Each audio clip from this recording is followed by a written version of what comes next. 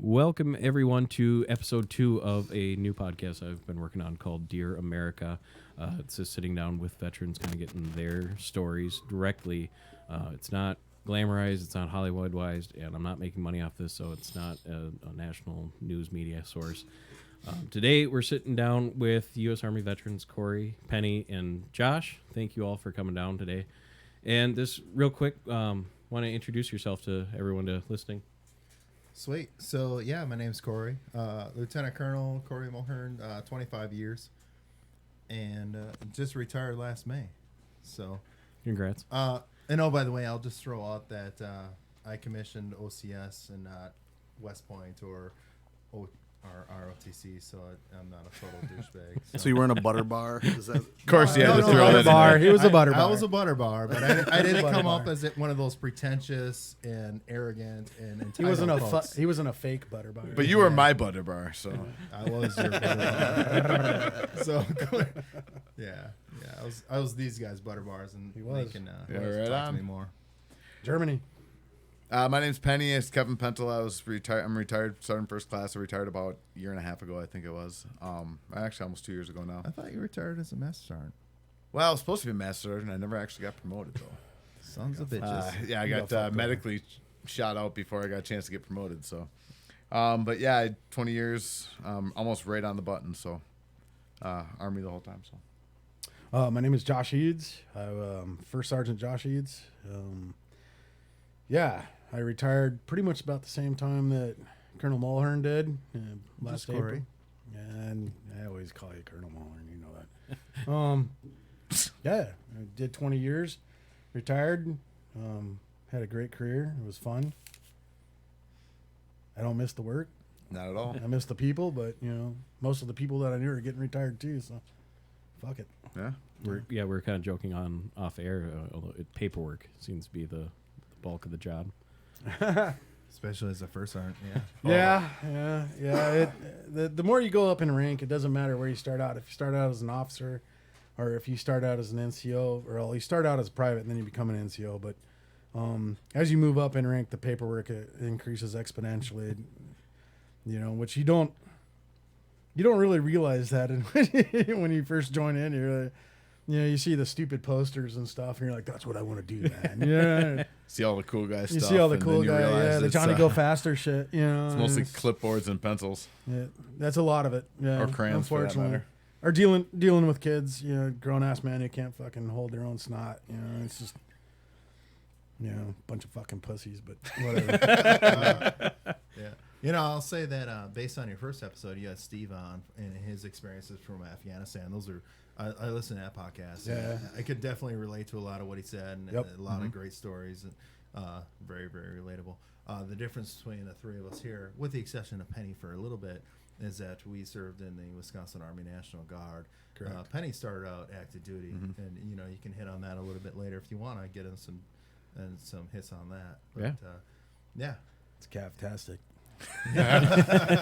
Just so everybody knows, I started off as a scout. I was in the cavalry, so anybody that's in the 369. military will understand that.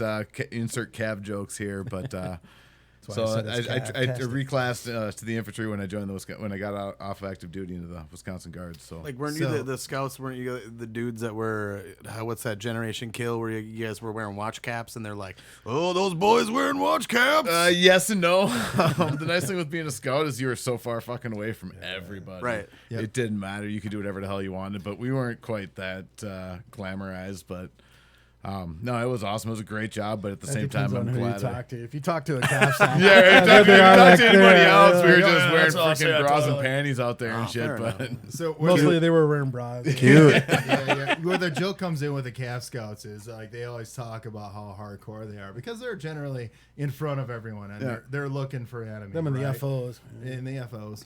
And Josh actually started out as an FO too, so I'll throw the that FO out is there. forward observer, calling in observer. artillery and stuff like that. But Calf Scouts, and the funny thing about that is they run like bitches when bullets are shot because that's their job. Oh hell yeah, dude! If we use our rifles, we fucked up somewhere. We need to get the fuck out of Their there. major mission is recon. Yeah, They're we go out recon. and find bad guys and then run the fuck away from them. We're out for a reason, because they're usually with Cav Scouts, like you always hear the commander say scouts out, and so when the scouts go out, they're looking where the bad guys are, and they're radioing back and they're telling the FOs, or usually the FO, you guys would usually carry we a FO, usually, yeah. oftentimes we carry an FO with us. Yeah. But we go out in 2 and 3 man teams and just our job was recon, find bad guys, calling long bigger range guns than what we have, so. reconnaissance, stuff like that, So they were going out and they were finding the bad guy, and then they would radio back to the heavies back there, and then the heavies would come in. So you really can't do your job. Like you have inner rivalries and all that stuff. So we give the Cavs a lot of shit, the scouts a lot of shit. yeah, because they run like bitches. Pretty much. But in reality, you can't do your job without them. Because if you don't know where to shoot, you're going into a fight blind, and nobody wants to do that. So we just recorded episode 270, was it, of Department of Defense, and the question was, jobs that should be automated. I mean, do you see a lot of that with the drone Actually, and satellite honestly, technology? because Yeah. I joke around about it all the time, but in reality, it is. I mean, we use the drones like no tomorrow. fuck, Even we when we use them in overseas, rebranched yeah. when I reclassed the infantry, we use freaking drones for everything, man. We used Ravens and. We wouldn't we're go cutting edge on into a that. compound until we flew something over it if we had that asset with us. Are they? Is the military trying to not quite phase out or maybe cut back on either forward observers or scouts because of that technology, or are you working in conjunction? No, it's just it's a force multiplier. It's something that adds to it. It adds to what your capabilities are. Right, so. you use the word asset. Yeah, Yeah, Exactly. it's a combat asset, man. I mean, you're never going to be able to get rid of scouts or FOs because or even the FACs that the Air Force guys carried. Yeah. Because we had some of those guys with us at Cobra when we were there, and I mean, the devastating firepower that those guys can bring in. They get to look at it with a drone. So basically, what they're doing is they're using a really fancy pair of binoculars. Mm-hmm. Think of it that way. So they're looking at through the binoculars, and they're like, "Yeah, there's Haji right there." And I don't give a crap who's listening to that. I use the word Haji to describe the Iraqis because that's what they were. They were Haji. You would see the bad guys over there, and then you would either tell your FOs or you tell your FACs, or if your scouts were out there and they saw them, they had capabilities. Shit, yeah, man, bring the fucking fire, bring the pain. absolutely. Make them pay. There is a little bit of phasing out in the sense that if you have a target, those you throw up a drone, and that drone is required to If the observe. drone that has area. firepower capabilities. Well, no, not even Well, that. they can positively ID it. Yeah, to right, what target. right on. Pause so, ID, yeah. so they got to be on that objective for X amount of time before they can actually call in anything else, and that would have been a job for the FOs or Cav Scout, back in the day. But a lot of that stuff is much more forward facing than What's that? than even now. What's that horrible Air Force movie where they have an automated 100% drone jet and ends up dropping a nuke Stealth. on a city? I know you're Stealth, Stealth. yeah, Oh. with Jamie Foxx. They Yeah, talks that's about right. the human Just- factor, so you still have that human decision factor making thrown in there. Yeah, man. And you can't get rid of scouts anyway because you need something for the infantry to make fun of. So they're always going to be there. Just like the Navy needs Marines. Right, exactly. My ass rides in Navy equipment, I believe. Is Yeah, how it's- something like that. Yeah. To back it up a little bit, 20-ish years ago, when did you decide that I want to go into the military, and why the Army? Why not, Navy, Marines, so on, or Coast Guard even? Wow. So I think the one thing that I'll throw out here is that we're old guard here. So one thing that I think is really impressive is dudes past like 9/11 who are joining for totally different reasons, I think. But I think basically people join for one of three reasons. They're either running from something, or they're running to something, or it's a family tradition. Correct, right there. Yeah. And for me, it was my folks gave me a choice. They're like, hey, I'm from River Falls originally, and they're like, yeah, you can go to River Falls, UW River Falls, and you can stay here at the house and blah blah blah. And I was like, that's kind of shitty, you know. So I'm like, fuck it, I'm gonna figure out some other stuff. So I joined the National Guard to help pay for college, so I could go to somewhere other than UW River Falls. No knock on UW River Falls, I just didn't want to stay in my folks' basement. You know what I mean? So yeah, I mean that was kind of my story, how I got in originally. I think the bigger question, really, building on, and you can ask this maybe subsequently, is why the fuck did we stay in? You know, Yeah. I mean, 20. We have 65 years between the three of us. That's probably a bigger question. Yeah, that's Why a the fuck bigger did you question stay right there. Anybody can sign up. It's Yeah. just why Because the after 4 hell years, you're did going, we why the fuck re-enlist? did I do that? Right. You know, and so that's, you know, and on to Josh and why he initially joined up. Yeah, so I Wait, joined. hey, before you go, did you guys notice that when you asked the question, like, why did you guys jump in? Did you notice that the LT Yeah. jumped in first, and you were both like, Remember, I told you he's the professional one of the group here, man. I'm just Well, messing in all with you. honesty, though, I mean, I've worked with this guy. I worked with him for good 18, 19 20 years, years. 20 years. It's I been mean, 20 yeah. years now, Well, we dude. went to Germany together in 2000. 2000. So, I mean, I've been with you Yeah. since 2000. And literally, I would follow this man into hell. Yeah. I would follow In him a into heartbeat. hell. His leadership and his skills as a commander were the best. He was the best that this state and this country has to offer. And I would follow. I think I speak for Penny too. 100%. I'd follow him into 100%. hell and back. Just don't ever Yeah. let him freaking guide you when he's drunk and you're driving. Yeah, yeah. That's a tough one. But that makes for a good story later on. We'll get to that story. Yeah. We'll bring up Shitbot later on. Right? 'Cause we need one after that. Ah, shit, but Shit about 2020. Yeah. Sober man. Penny and drunk Corey does Yeah. not. Yeah, No, it doesn't mix well. I joined simply because of reason number 3. My grandfather was in my uncle fought in Vietnam. My grandfather fought in World War II. Both grandfathers fought in World War II. It goes all the way back to the old country. I have family that fought. It was a foregone conclusion that I would join at some point. My problem was I would have gone regular Army, like you know, I would have gone active duty, but I had a family and I didn't want to raise my family. I didn't want to raise my girls in the Army And Army Fort Sill. At Yeah. Fort Sill or Fort Bliss. Oh, Yeah. shit. Heard nothing Fort but good Fort things. Polk JRTC. What? Yeah, for those who don't know, Yeah. any active duty Army posts, the post might be cool, but the surrounding area is shit. Yeah. Lot in Oklahoma. Fort Unless Sill. you're like, you know, maybe Fort Lewis out in Seattle, or you know, Carson, Fort maybe. Drum or Fort Carson. Carson's Carson's not bad, got yeah. they got their problems too, though, man. No, I joined simply because it was almost expected. You know, it was something that I had to do. You know, and if you don't, you know, you are letting your family down. So it was a big thing like that for me. So and I didn't really care about the college benefits and all that. You know, but that was a nice benefit. Right. Right. You could pass that on to your kids too. Yeah, Post no, 9/11. that's true. That's true. So yeah, I guess I was kind of the same way. I have a big history of military in my family, all the way World War II, and both my grandparents were in World War II. My old man, I know Josh's point. My old man's retired 1-star, so I'll throw that out there right now. His dad's a 1-star general. So it was almost. Can it was I, almost. Can I a stop four- you there for a second? Yeah. All right. So this is the coolest motherfucker you'll ever meet, whose dad is a former general.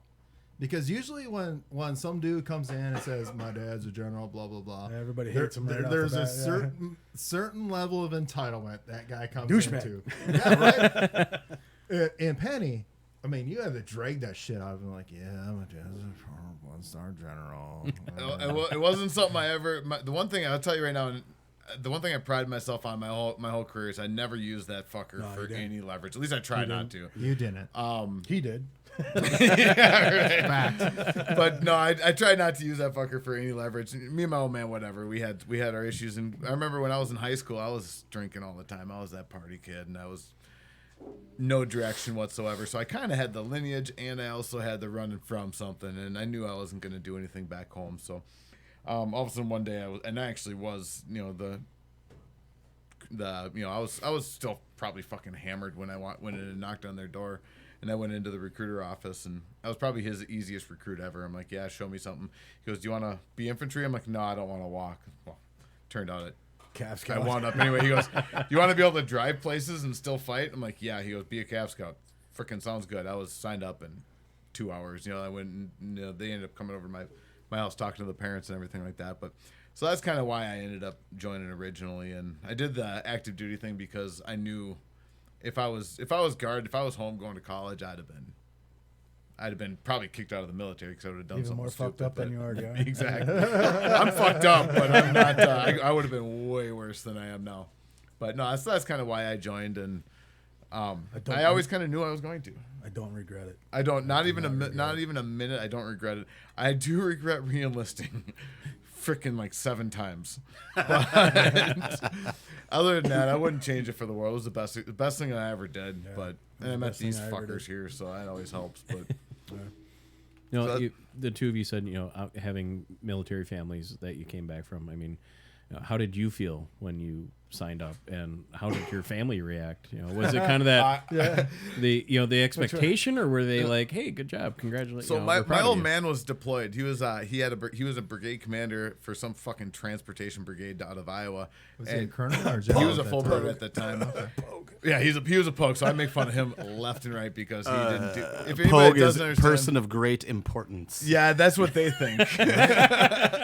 I'll No. put the air quotes, eh? So my old man, he was actually in Bosnia at the time, and I shot him a letter. We didn't talk for like 5 years, like from my 7th, 8th grade year all the way up till I graduated. We didn't talk. We lived in the same house, never said a word to each other. Couldn't stand each other. I shot him a letter right as I enlisted. I said, "Dad, I'm a scout. I love you," and that was it. All right, Dad, I enlisted. I'm a scout. I love you. His sergeant major that shortly after he got home, we went out to dinner went out to breakfast one time, and sergeant major tells me, he goes, "Yeah, I looked over and I saw your dad standing on the bridge out by Tuzla in Bosnia." He goes, "He's standing on a bridge and he's reading this letter and he has this fucking perplexed look on his face." And all of a sudden he goes, I walked up to him. He goes, hands him the letter. He goes, "My son enlisted. He's a scout. I love you. Bye." And hands him the letter, and that was it. And so he came home after that, and I think probably hugged me or something like that, and said congrats. But yeah, it was he was super proud of me. But I don't know, it was weird. That's kind of how I did. So, my mom and my dad was like, "Fuck yeah, all right," My mom, on the other hand, my mom is a product of the '60s. She's a straight up hippie. I mean, as liberal can get, And so she didn't take it too kindly. So I came back and I told the wife. Well, I had told the boss lady. I was like, "Yeah, this is gonna happen." She's like, "All right." And I said, "I'm not going to go regular army. I'm just going to go do the guard thing." So she was cool with it. Me and the wife had talked about it. And so then I had to tell the family. So most of the family was pretty cool about it. But my mom, man, jeez. I thought freaking all the hippies from the 60s were going to freaking cry and they were all going to die off or something. Which might have been a good thing. I don't know. Who knows? But yeah, she didn't take too kindly to it. She was kind of on the opposite end for those Vietnam vets who came back. And I don't know if she was one of them. Yeah, she protested and all that other crap, and stuff like that. But she didn't have too high of opinion of the military and stuff, But my experience and the way it happened with the family and stuff, she kind of came full circle around, and now she's really proud and she brags about it and stuff like that, So it was kind of nice to see the change in her perspective from that way. But yeah, for the most part, my family was all for it, man. It was like I said, it was a foregone conclusion. Anybody who's known me going all the way back to that time, it was it was what I was meant to do. That and ride motorcycle. Yeah, I think it wasn't a foregone conclusion from my perspective. I know my old man, he was probably pretty proud of me. He's always pretty rough on me, which is, it is what it is. And I appreciate that now. Definitely, my mom, she took it hard. I wasn't even 18 years old at the time, and I shipped off to Fort Benning, and I do that, "See you later, Ma," and she's just bawling as I'm going off to Fort Benning, Georgia for basic training, which, yeah, I mean, and she did that after every deployment too. So it kind of made it hard. Deployments were worse, man. Yeah, the oh, yeah. deployments were the hard part. It wasn't Well, the basic training thing. Well, for even my basic family, training it was hard, for them because it was new, and and I got a lot of pressure from my mom. She's Yeah. like, "So when you done?" 25 years later. Yeah. No, I'm done yeah, now. no, yeah, oh, I don't even want to start. When I hit 20, she was brutal. She Yeah. was like, "So I know you can retire. Why haven't you?" Yeah. Because at that point, it's like, now you're just fucking with me. Now you're just making me mad. You went straight in though with being an officer, right? No. You were enlisted I was first. enlisted. I was in right? E1 when I started. So That's why you weren't such a douche. Yeah, that's right. That's why I wasn't such a total douche. I turned out to a douche later on. Well. But I was an E1, and actually that was the first time I got on a plane. Was when I went to basic training. It was the first time. Well, I want to say no. I've been to Georgia before, but this is actually the first time I flew. Can you kind of flesh out like what does E1 mean, or like? Oh, yeah. You went Enlisted. We're obviously. using Private. lingo, Right. Private. We're using lingo. You went a like- different route than these dudes. Yeah. Well, Yeah. he was E1's private. Private. Like Nothing on your it's collar enlisted. whatsoever. Basic entry, it's level 1, man. Like you Yeah. start a new video game. Okay, if the army was a video game, Yeah. you're coming in as E1. You know. No, Right. that was Right. Yeah. And it wasn't until later, until I got back, that I decided to go to OCS, which is Officer Candidate yep. School, and become an officer. So yeah, that's why we got in. Yeah, talking about the deployments and stuff like that. With my family, at least with my mom, I mean, she saw her husband go off to deployment. Whatever, she could have cared less, and he knew what he was doing. She knew that he knew what he was doing. It didn't bother her as much. But then to see all of a sudden your baby, and I was the youngest of 4, so seeing your baby going off, that was a whole different ball game for her. So that was the tough part, I think, when it came to my family. And The you- fucked up thing about it too is Same like, here. the first deployment came around. So like 9/11 happened, right? 9/11 changed everything for most people in the military. Yeah, old guard, 9/11 new guard. 9/11 changed everything. All right, because one day you Absolutely. were this, and 9/11 happened, and it was a paradigm shift, 100%. And so and as soon as 9/11 hit, it was like I remember talking to Penny about this. Like we're fucking going, dude. We're going. I wanted to go. I wanted to go. I know he did too. I was trying to get back to my old active duty Yeah. unit. If I wanted to get to a I wanted to guaranteed go. unit that I was wanted going overseas, but I they couldn't wanted do to it. be deployed. I wanted to get in the fight. Because what those fuckers did. I did. I wanted to get over there. And it's a strange, powerful feeling, because you're sitting there, you get the orders and stuff, and you do all the training, but then the moment of truth comes, and you're getting on that plane, you're walking away from your mom is there, your dad's there, your family's there, your daughters are there, everybody that that's here in the United States is there watching you get on that plane, and it's like, I still want to get on that plane, Right. It's a weird thing, but you got to flip that perspective around, because remember, I don't know if you guys remember that point in time in your lives. Where Definitely. Yeah, you remember what it was like. It was serious stuff. Lot of people chose to join up. Yeah. It was instantaneous change in the United States, But I remember still, I could not wait to get on that plane to go. I could not wait to get on that plane to go. And it was weird too, because like when we were overseas, we were sitting over there, and then as soon as you got overseas, your boots on the ground, you're sitting there fucking beering and all that bullshit. Oh, that sucks. We got up to 5 Cobra and all that stuff, and you're like, oh fuck, I can't wait to go and leave. You get there like, no, I want to go the fuck home. I want to go the fuck home. As soon as you got home, you're like, Oh, I gotta get the fuck back. It's a weird thing, man. It's a weird thing. And then if you ever want to do a show on something, or like freaking totally flip this around and bring in some families of freaking what their perspective on it was like, because I can't bring up the subject around my kids because it's instantaneous waterworks, man. They start crying, and so it was such a powerful, tragic thing for them. My wife can't even talk. Like, you see those videos, where like they show the soldier coming back and he surprises, or somebody comes out of the fucking closet. Fuck you. He That's a literally- story we'll tell in a He minute. literally came out of the closet to surprise his mom. Which is fucking hilarious. That's I another- knew it! That's another story. I knew it. No, I'm just But you look at this. My wife and my kid. I have a hard time watching them, but my kids and my wife, they can't even look at them. They can't even look at them. It's too emotionally powerful for them, And you don't really see that side of it. Because for me, I was like, fuck yeah, let's do this. Yeah. Let's go. We had the fun part of stuff. We had the fun part. We had the good part of the job. We knew when we were in trouble and all that crap, but the families at home, that would have been That was tough. a tough part. And that's what I was kind of telling Corey about. One of the inspirations for the show is that when, so 9/11, I was in 7th grade Spanish class. I remember teacher, Mr. Benarowski, if you ever listen to this, he popped in through the door, turned on the news, and we watched it. And almost immediately, you could see like the timers over people's heads. As soon as they turned 18, this is what they're going to go do.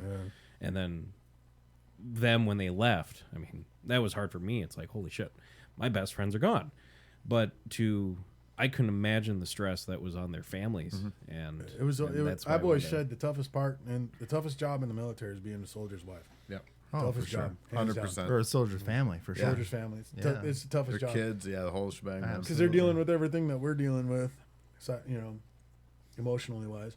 Yeah. But they don't get the same benefits. You know, what I mean, They don't get the credit. they don't get the credit. You know, my wife in my eyes is my hero.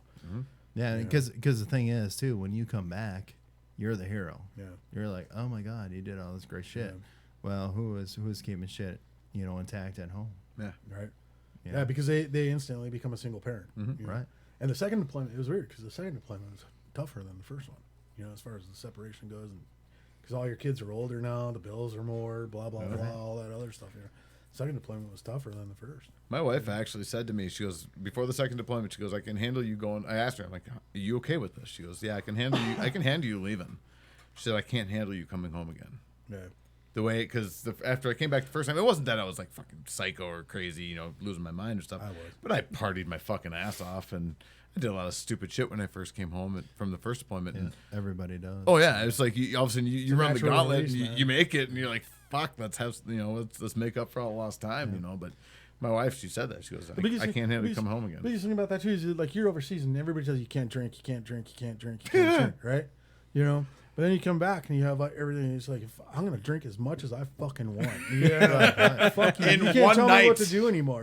Right. I It's think kind that's of half the problem. it's kind of like the anti-Vietnam, so to speak. You know, Yeah. you take a look at people, and a lot of folks fall off the rails, but everybody comes back, and it's like you were going through an environment where you're gone for a year.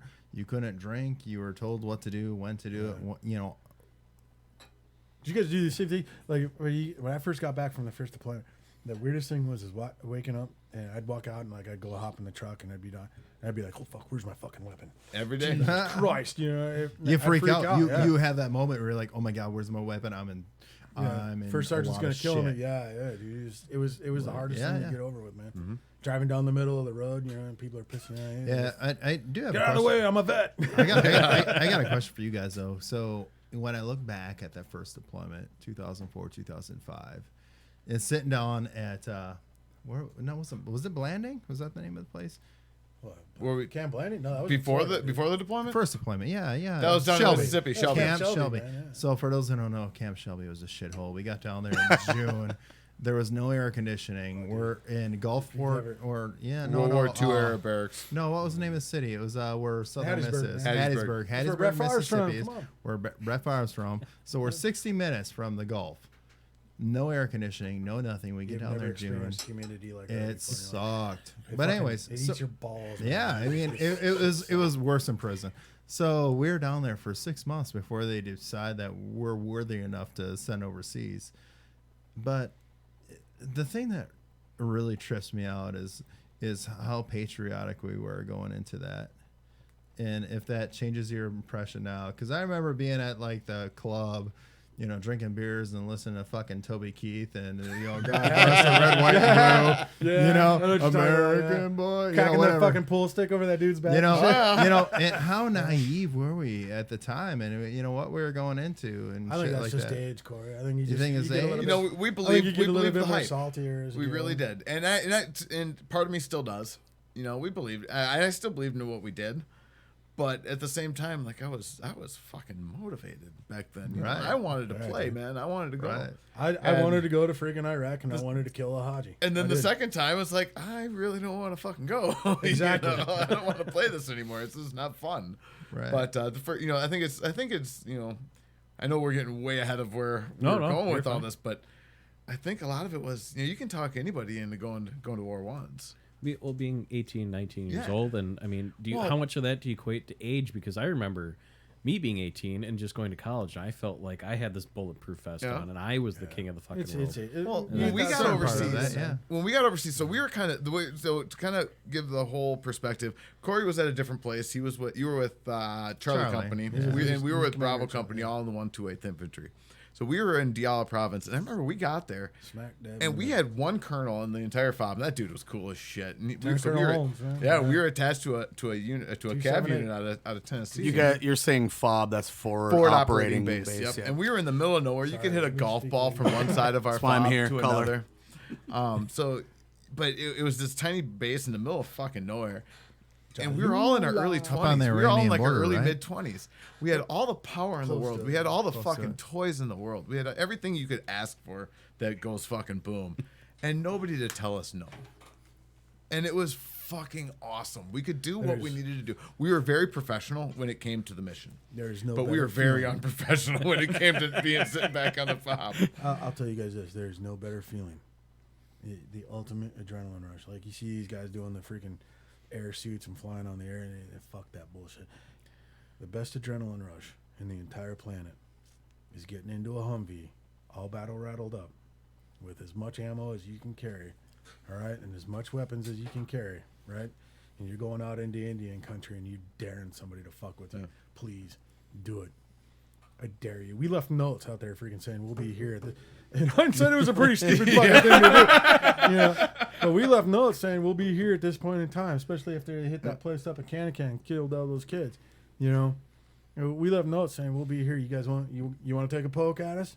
Go ahead. We're gonna be right here at this point in time. Yeah. There's no better that adrenaline rush. It is addictive, man. It is sweet. Yeah. You know? And Terrifying. I would never want terrifying. to do it again. It's But it nowadays, was now fucking- you're doing it. I don't know about this. You're Dude, fucking- what the fuck? if one of those fucking I got a bad IDs feeling went about off this, within man. 500 feet of me, my fucking back will snap right now. I'm too fucking old for this shit. Yeah, it was a little crazy that first deployment because we deployed in the first place, and we were all done at Camp Shelby, and then we all ended up at Balad, and we were supposed to move to this place called FOB Orion, which is just close to Balad, and that's where the rest of the battalion went. And Bravo Company, where you guys were going, they're like, "Oh no, you're going up to we got split up. Cobra. Cobra. You're going got up. split up. Yeah, you're going up to like the Iranian border." And then when I got to Orion, and they're like, "Oh yeah, Charlie Company, we're taking you guys, and you're actually going up to Samara, and you're going with this this whole they killed different." Zarqawi. It was kind of a crazy area. So it's so crazy in that first deployment, the experiences within the 128. No, when I say a battalion, that's for those who don't know, that's about 650 folks or so, give or take, probably 20. And 130 is in a company, so 130 from Bravo went up to Iranian border and did their shit, and 130 went to Samara, and the rest stayed down at Orion, and they're all completely different stories. I mean, dramatically different. It was a lot different. I mean, like what you guys were saying, it was relatively loose, but it was relatively constricted as well. In Samara, I mean, it was totally loose. I mean, we had it was martial law, where if anyone was out past 7 o'clock at night, I mean, it was shoot. I mean, it was shoot, no questions asked. You gotta remember, man. When we were there, it was 2004, 2005. It was still shooting. When Oh, yeah. you guys all heard the stories of Fallujah and shit like that. So that once stuff- they that stuff was cleared still going Fallujah, all those fuckers went to where Corey was at. They They were all up in went to Samara. Jalula and Diyala, man. They're know, all over. Yeah, but, Tapa. yeah, but it was crazy. Like down in Orion, it was like where the rest of the battalion was at. If anyone shot a weapon, it was like if you shot a round, it was like investigation work. Yeah. It was like serious investigation. Whereas in Samara, and I don't know how it was for you guys, but if we shot rounds, like, all right, well, here's more ammo. Yeah. Nobody gave a shit. Especially If you you're going came through- back with a full mag, you were in trouble for not shooting enough. I mean, no, for real. I mean, it was like we would shoot people, and then we would watch those people to see if anyone would pick up those people and shoot those people. I mean, it was fucking crazy. And so it's so weird how it works, the dynamics of it all, and where you guys were at. And then you you compare it to the freaking the 2009, 2010 deployment, which Oh, I don't even God. like to talk about because it was just, it really wasn't Well, a no, deployment. you We know- basically sat in a fucking... No, we were in a garrison but environment. Yeah, we but did you know that what? shit, I think what's really good to bring up about that deployment And so we were at Victory Base Complex, which, if you guys don't know, especially on air, it's the area surrounding Baghdad International, and so this is a big complex. There's 18,000 people there. No, you're way off. More? It was more like 80,000 people. On the U.S., I thought it was fucking No. 18,000. No, No. it was not 80. You gotta remember Yes. all the freaking palaces. Yes, and all it those was guys about stationed 80,000 there. people. Fuckers. All the palaces. Now I and sound all like a those Right. jackass. No, but all right. Just dyslexic. Actually, do you want me to make you feel better? Yes, please do. All right. So my first deployment in Samara, I mean, it was a lot like Steve said. I mean, I could relate to a lot of his stories. I mean, shit was fucking intense. Yeah. And same as Samara, a lot of shit was really, really intense that I don't like to talk about. When I went back for my second deployment, and it was, Candylandish, because we had everything we needed. Anything. I mean, I played poker 2 or 3 times in a week at different places around. I bought steaks from the fucking PX. Yeah, and you they were bought steaks. good ass ribeyes, Yeah. and I would grill them up once a week. It Yeah, was a exactly. fucking joke. Yep. And Penny's job is he was doing a lot of transports and a lot of missions between the Victory Base Complex and then into the Green Zone and other Yep. places. And then up Buka. north of Iraq, And up or north of Baghdad. I mean, north of Baghdad. You're right. Up to Taji and all those other places. I didn't really need to leave the wire, so to speak, but I needed to because of that first deployment, and it was fucking intense. And the first time, I'm like, all right, I'm gonna head out. I need to get on a mission. I need to see what's going on because nature of my job, it just kind of needed to. you were tell them what your job was, though. Well, I was the area operations officer. I was the assistant operations officer. So, In layman terms, what does that mean? well, so in that group of 600 and some people, the operations officer basically comes up with the plan of what needs to happen, and the assistant operations officer is basically his bitch. Or when that dude goes on leave, yeah, Meaning that he does the majority of the work. yeah, I do a lot of the leg work, and when that dude goes on leave, I take over for him. So when Penny, I'm like, all right, I really need to head out on a ground mission because what you want to do is you want to see what it's like and get a feel for it and everything like that. In the first mission that I went out on my second deployment was with Penny. And I was freaking the fuck out because as soon as I left the wire and I was with Penny, I'm like, dude, I am tweaking. Penny, you should just say that and not mouth it. He Yeah. said he was mouthing the words "I remember." Yeah, I don't like calling anybody out. I Honestly, will. though, it was weird because You had been doing it. I'm for a gonna little get bit. all sappy here and play that fucking game for a second. I've looked up to this dickhead over here, Corey, Yeah, I'm a and I dickhead. love this dude to death. I've looked up to him for fucking ever. He was when I first got into the Guard. He was my lieutenant. He was my PL, and You gotta remember, we went back all the We- way. I mean, yeah, I and mean, then we went this was different in directions Germany. at first. We were in Germany together. We We went went to different Germany. directions at But first. I've deployment. looked up to this guy, and he was the first officer I've ever talked to that I've actually sat down and had a conversation with. When I was on active duty, it wasn't like that. I remember sitting in a bar with this guy in Germany and saying, "You're not used to this shit, are you?" I'm like, "No, I'm not. I'm not. I'm sitting here having a beer with my fucking PL, So Back then, we officers- became that close. Back Back then then, it was officers and freaking, we didn't really mix with officers all that much, though. I mean, Yeah, it's all about building a there's team, though. segregation, but It's- But I remember that, and I remember you talking, and I remember how you were nervous Oh, I because was we had tweaking. totally. Remember he was talking about we had totally different experiences when we were on our first deployment. He was in the worst of the worst. of the worst, yeah. Everybody hears about Fallujah. Samara was just as fucking bad, Samara was if not bad. worse. Well, you lost. And that fucker Yeah, was lost right in the two, middle yeah. of Yeah, it. So two when he guys, came out, and I remember that day because I remember you were riding with me, and I don't want to call you out saying that you were shaking or anything, but, I but you was. were. I was, And man. I wanted, I'm I like, was dude. tweaking. And I I was was looking fucking at tweaking. And honestly, that was like the first time that second deployment that I was even remotely nervous. because I was tweaking. Because you were fucking tweaking. And it was because I was like, if this fucker over here is freaking out. And I don't want to say freaking out because you weren't freaking out. He wasn't like panicking or anything like that. Yeah, but yeah. just I saw that you were into it, and so when all of a sudden when I saw that, I was like, fuck, if that fucker gets killed on my goddamn patrol, I'm not going to be able to live with that shit, you know? So I don't know. That was, I do remember that though. It was funny how, cause you were talking about, it's like totally different experiences that all fucking come together in situations like that. That just random fucking day that you went on a road with us. But I will say that when we got through that mission, I mean, that was exactly what I needed to kind of close that chapter off, that first deployment. And I needed it. Yeah. And I was totally tweaking. But when I saw you, I'm like, all right, it's all good. Yeah. You know, I'm with Penny. Penny's going to take care of shit. Penny's... And you rode that convoy like it was a boss. You were the boss. I mean, so then they went picking out curtains later on together.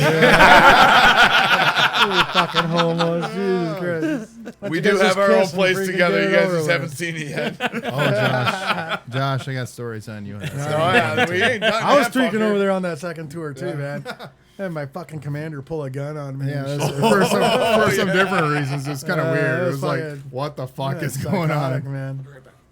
Yeah. You getting beer or what? No, he's got to piss. He's got a bladder of a 5-year-old kindergartner. That's probably a good time for a break. What? Oh. For me, anyway. Oh. Okay. What's your next question, boss? Oh, we're taking a break. Okay, we're actually taking a break. We haven't done this in a while. Yeah. This is I broke the seal gonna several be a hours long ago, so- one. Yeah. I got to piss too. Go, otherwise I'm gonna get fucking Is he yelled going the at. way you want? Ryan, Way better. I've seen you before, man. I've been down to your place, but I'm going to come in now, and the next time I see you, I'm going to be like, Ryan! Yeah, you'll know me now. Sunday night after recording, and Monday, Tuesday, I'm like riding the high. Wednesday, it's like, all right, I got button down, I got prep. Friday night-ish, I start getting nervous. By Saturday night, I'm like trying to talk myself.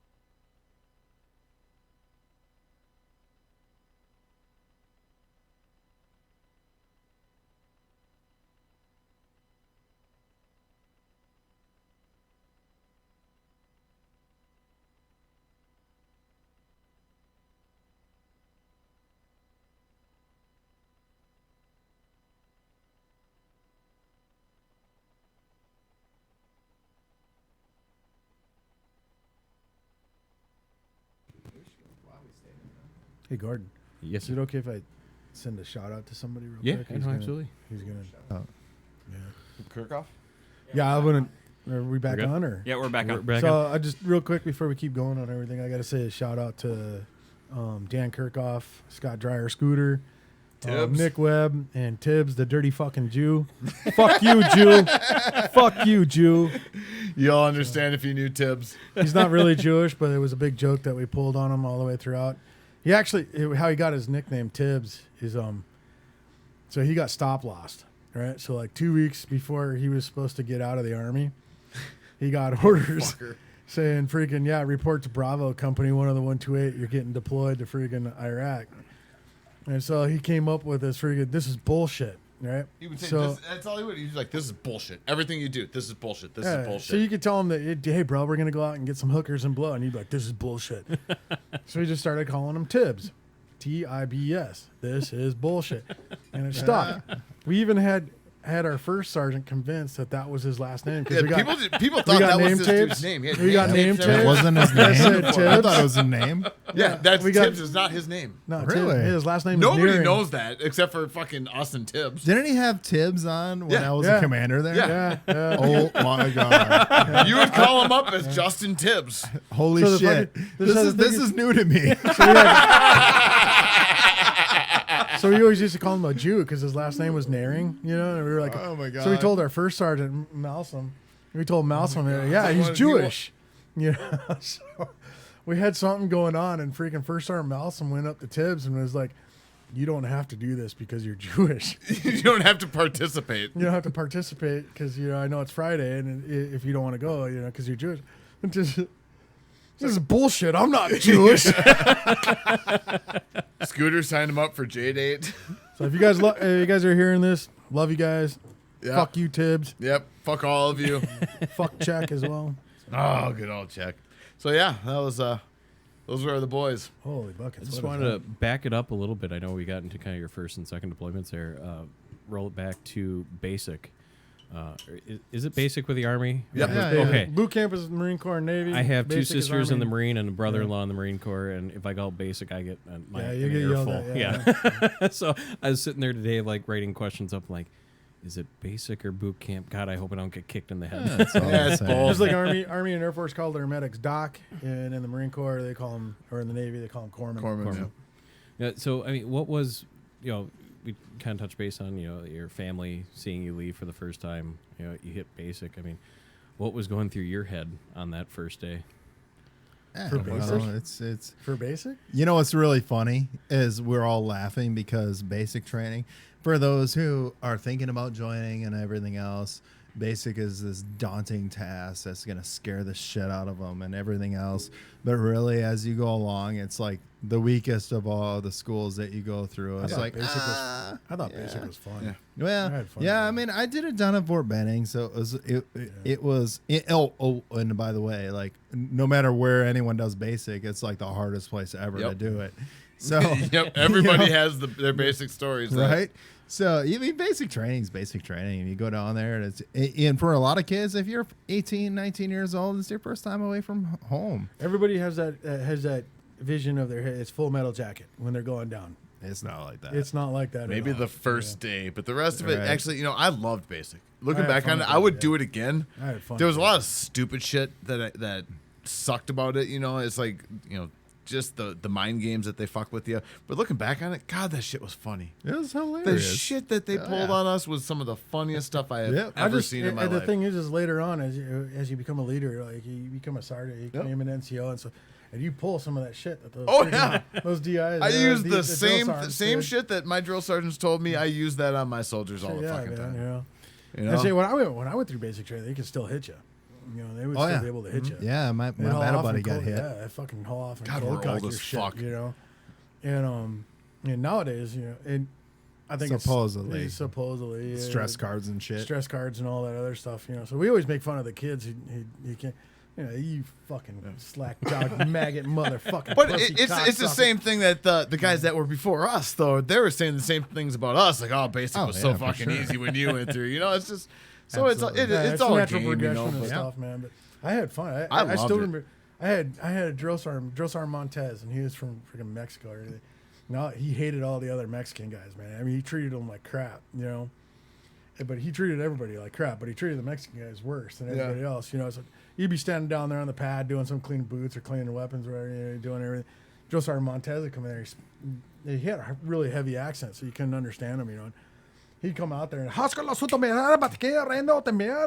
know, you're like, what the fuck? Is that? Well, all the other Mexican dudes would start down, start doing push-ups. We're like, oh, I got it. I know what he's saying. That's Spanish for fucking Spanish get down. for get down and beat your face. You know? Although it's a crazy one, Penny. I don't know if I told you this one, but when we were at the DMCU or at the 101st Airborne, the guy that I went to basic training with, he was an E6. He was a Ranger at the time, and he was like the the typical DI Ranger who. Yeah.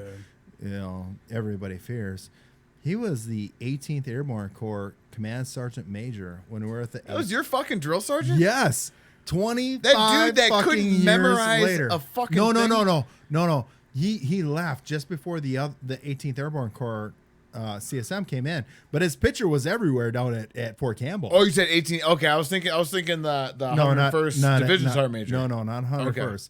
No, some Samoan guy. And I that saw was your fucking drill yes. sergeant? The guy that came and talked to us in the fucking No, that was the 101st guy. Oh, okay. But here's how basic training goes, even though we say it's bullshit and it's easy and whatever. It's not easy. Well, Don't get me wrong, it's not easy, but it's Parts of bullshit. it are. So If you have any, but semblance here's of how it goes. intelligence, So Sorry to interrupt. Would you guys say, like Steve was talking, there's that hump that you reach in basic? Yeah. Yeah. Would you guys agree with Yeah, that? once you get over that first 2-3 weeks, Oh, yeah. then You it's settle like in. then you start getting to know the drill sergeants. They know which ones are shitheads. I mean, and it's pretty obvious that none of us three were complete shitheads. I mean, I was kind of, but once they realize that if you're a shithead, then they're gonna fucking ride you like it's no tomorrow. But if you actually have a half a chance to succeed in the military, they're gonna fucking push you in the right direction. You know? right on. Yeah, so going back to the story, so this guy, and going back to basic training, and we say it's not all that hard, but it's kind of hard, but whatever. When we're sitting in the DFAC down at Fort Campbell, and I saw that motherfucker, and I'm like, oh my God, that is my basic training drill sergeant. I'll admit, like a little bit of me was like, oh fuck. Yo. I hope he doesn't show up, even though I'm a lieutenant colonel at the time. Yeah, you outrank that fucker by like by a miles. bit. But I would love to at least talk to him. Yeah. But at the same time, it'd be like, yes, Sergeant Major. Right. Well, they Locked up in parade rest. they're like, you go from high school to all of a sudden you were a little older when you went in, but we were both right out of high school, and it's like you go from fucking living with your parents, and all of a sudden, next thing you know, you got some asshole screaming in your face all the time, and it's still like I still remember all my drill sergeants. I remember their names. I remember their fucking personalities.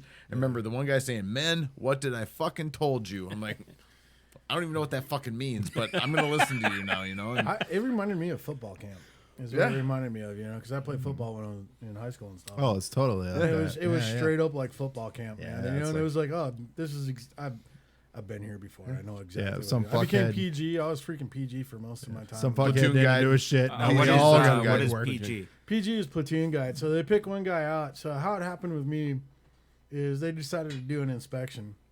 you were old as And- shit. I was old as shit, and so So, the drill for sergeant- reference, oldest shit is what, like 2 years older than So everybody? he's like 22. 24. I was 22 when I hit, and so the drill sergeant, all four of them up there, our senior drill sergeant, which was just this mean motherfucker, drill sergeant Matt Barnes. He SF, fucking Ranger Tab, infantry. He had the blue discs Triple and everything. canopy. He's ready to go. He was Ready to go. He was and you're all senior drill fearing sergeant. him. Dude, he looked at us when we hit when we went to go do the gas chamber, and so he came out there and he goes, "Any one of you fuckers get close to me, I'll drop kick your shit." He goes, "You're not getting boogers on me today." And he did. This kid named Evil Sizer came running straight out, just acting like a floppy chicken, screaming and stuff, boogers down to his knees. Oh, the gas chambers at the tear gas? Yeah, that's Yeah, where they yeah. expose you to Gas. CS gas. It's fun, man. It's Fun as shit, dude. I was sick when I hit it. I You weren't was sick when you were done. You were not sick when you were done because it extracts every single ounce of mucus that you have in your body, and it's great. It's the best cure for a cold. Oh ever. yeah.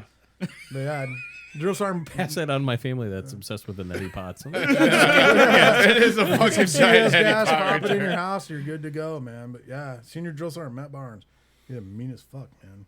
Oh yeah.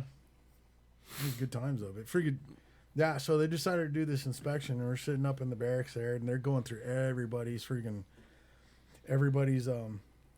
wall locker, and they're taking it. They're throwing stuff. We were up on the very top floor. We were on the third floor there. They were throwing stuff out the windows, tying it with freaking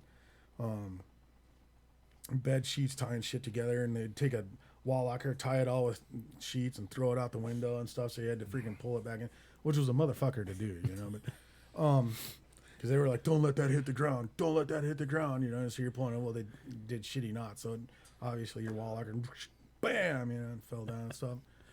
And so they got to me, and I was just like, "Oh crap, here we go," you know. Well, I had already spent some time with the unit because that was back in the days. That was before the RSP days, you know. But they sent you to a basic training. They did. So when you first joined the Guard, they would send you to Fort McCoy, and they'd give you like this little weekend. RSP, yeah. Yeah, it was the precursor to RSP. Which is actually a good program. It's a really good program. But they sent you down to Fort McCoy, and you did a weekend of basic training. They had drill sergeants, and they treated like hell. You did a PT test and all this other stuff. So I kind of knew what to expect, you know. So I got in there, and I had folded up all my clothes. I dressed them, did all my stuff right in a row. And drill sergeant Juliana, he got up there and he opened up my wall locker, and he's like, "God damn, this looks all right. Everybody make your wall locker look like this." Oh, fuck. And then you're like, I think I shit. did something right. Now I'm expected. Fuck. Well, what'd you do to me, you cocksucker? Yeah. You don't want to get called out on the good end either. Yeah. You want to be So invisible. everybody else in Invisible. everybody else in the platoon's like, "Cocksucker, we're gonna get you later." Like, dude, I had no idea, man. So everybody had to come over and inspect my wall locker and make it look exactly like mine. And 2 days later, I got pulled in. They gave me the little red armband, and I was made PG. Which sucks. Being made PG sucks because any guy in the platoon fucks up, and you're doing push-ups. Yep, for 'em, and it's you your know? fault. Yep, Hey, it's your you know fault. what? That's just like OCS. It's just like, Yeah. yeah. I mean, you were ready for OCS right at that moment Wait a minute. as an E1. Yeah. Wait, I- in OCS, didn't you guys fucking go sit on the beach and do a bunch of No. fucking bullshit? No, and just no. Have What- barbecues what- every day? No, what Josh just OCS nice. is, yeah. It's fucking, I mean, don't let him fucking kid you. They lived in their nice We fucking did. apartments. It's and- true. But beyond that, what Josh just described was like he was ready for OCS because that's exactly what It's a OCS technique is. that they use. It's all psychological technique. It's all to see who can fucking handle Yep, a it's little like- bit of stress. And Okay. that's really all it is. The Just a funnest little guys, bit of stress. are the guys who can't handle it, man. Because you see people lose their shit, and just like crying, fucking. "I hate this thing." 2 days later, they go AWOL, and then 3 days later, they come back because they found them at some bus station Or yeah, you know, Tennessee and some shit. or the funnest is Getting people put into who don't recycle. give a fuck. Yeah. yeah. Those are always my favorite They- because they they- really can fucking make your fucking day. Just listen to They them do. fucking go off. I mean, somebody tells them to do something, they don't give a fuck. They're, You mean- what are you gonna make me? What are you basic gonna do, make training, me? you And mean- then fucking you watch the hilarity ensue when the drill sergeants just tear them apart. You meet a complete. It is a total, like, if you take a slice, you know how you like sliced cheese, or you see, you take a slice of America and then you put them into that freaking into there. That's what basic training is, and then you try to get them all doing the same thing, which is a very hard thing to do. Herding cats. Yeah. You know, it is a very difficult thing to do. You know, so you got a lot of respect for these drill sergeants after you're done with basic. You know, after you get a couple of years of experience, and then you get the guys who are like, "I want to be a drill sergeant." You know, No. you're up out of your fucking mind. What's the matter with you? You know, but yeah, and compared to the training that you do later on, you know, like once you get to your unit, you're out there and you're doing training, you know, and you got a lieutenant who's out there and he's like, "Hey, there's a swamp. Let's go sleep in it." You know, It's called. I Fuck did not you. do that. you know. No, you didn't. did. But I know a You certain didn't. company commander that did. The biggest Wasn't thing me. that you ever did. The Uh-oh. biggest thing that you ever did. Here's where beef comes out. we're on biggest thing- we're on the air. biggest- and That's why it's you're like- on separate sides Yep. of the table. Yeah, yeah. the one thing that you did that my respect level went like this, and I'm not kissing your ass or anything. Oh, great. So we were Yet. in Germany. We were Yeah. tangling with the first ID, and we had gone on that mission. And you were like, they had told you obviously that they didn't want you to go. So he comes back over and he robs a freaking 249 from some kid, and he comes back and he's like, "Hey, I'm going on this mission, guys." And we're like, "We were told you're not supposed to go on this." He's like, "Yeah, but I'm a fucking private." He goes, "Treat me like a private. Just treat me like a private." And so we did. We treated him like a private. You know, Made so him carry all we our made him carry all our shit. shit. And he took it. He took it. How man. far into that did you regret? Why did I say this? None of it. I mean, to be honest with you, is because it's like sometimes you just want to fucking play. Yeah. You know what I mean? Yeah, because later on we got into this huge freaking. Oh my it was God, a it was blank firefight. awesome. It was a blank firefight, you know. But he's sitting there, and I remember seeing him over there. He's like, "Can I shoot at him yet?" I'm like, Yeah. "Yeah, fuck it, shoot at him." So he starts shooting at him. All these first ID guys are running around, like, you know, they're trying to figure shit out. You know? I did play the role, and to be honest with you, it was liberating because I'm like, I don't want to fucking make any decisions. Yeah. Like, I'm just a fucking nobody. I'm off Right, the you get to fucking just hook. play. You I'm don't have off to the fucking hook. I don't think. have to- You don't have to I don't have to do overanalyze. You just nothing. gotta go- I'm not gonna get blamed for nothing either.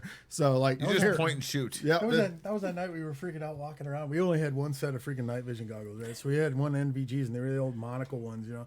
So we come up. Yeah, well, they took Germany care had of us. Germany had freaking just it was this huge amount of freaking boar hogs. Everywhere you went, there was boar hogs, you know, and they were mean as fuck. Oh, those ones suck. So we go up this big hill, and I'm on point. So I get up there, and I got the NVGs, and I'm walking up, and I get up, and I look over the hill. You know, I'm not trying to profile myself. I'm doing everything right. You know, so I just kind of peek over, and there's this huge. It had to be 300 pounds boar hog. You know, sitting there. He's rooting around on the ground looking for something. there, snorting so- and shit. Yeah, just. Yeah.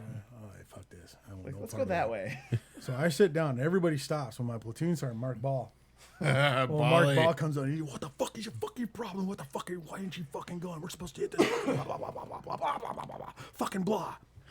And I'm like, And blah. And blah. so Ball, I take off blah. I take off the stupid freaking, hand it to him. I'm like, take a peek over that freaking ridge right there. Just look over the lip. You know. So he gets out. He puts him on. He freaking adjusts him real quick. He looks over. Let's go the other way. Sits back down. Yeah, we'll sit here for a little bit. Yeah, that's what I thought. So that's what I thought.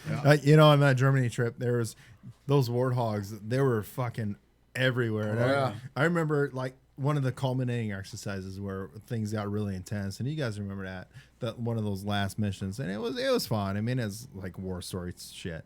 But I was with an FO, and we were like trying to get into position. We just jump into this hole.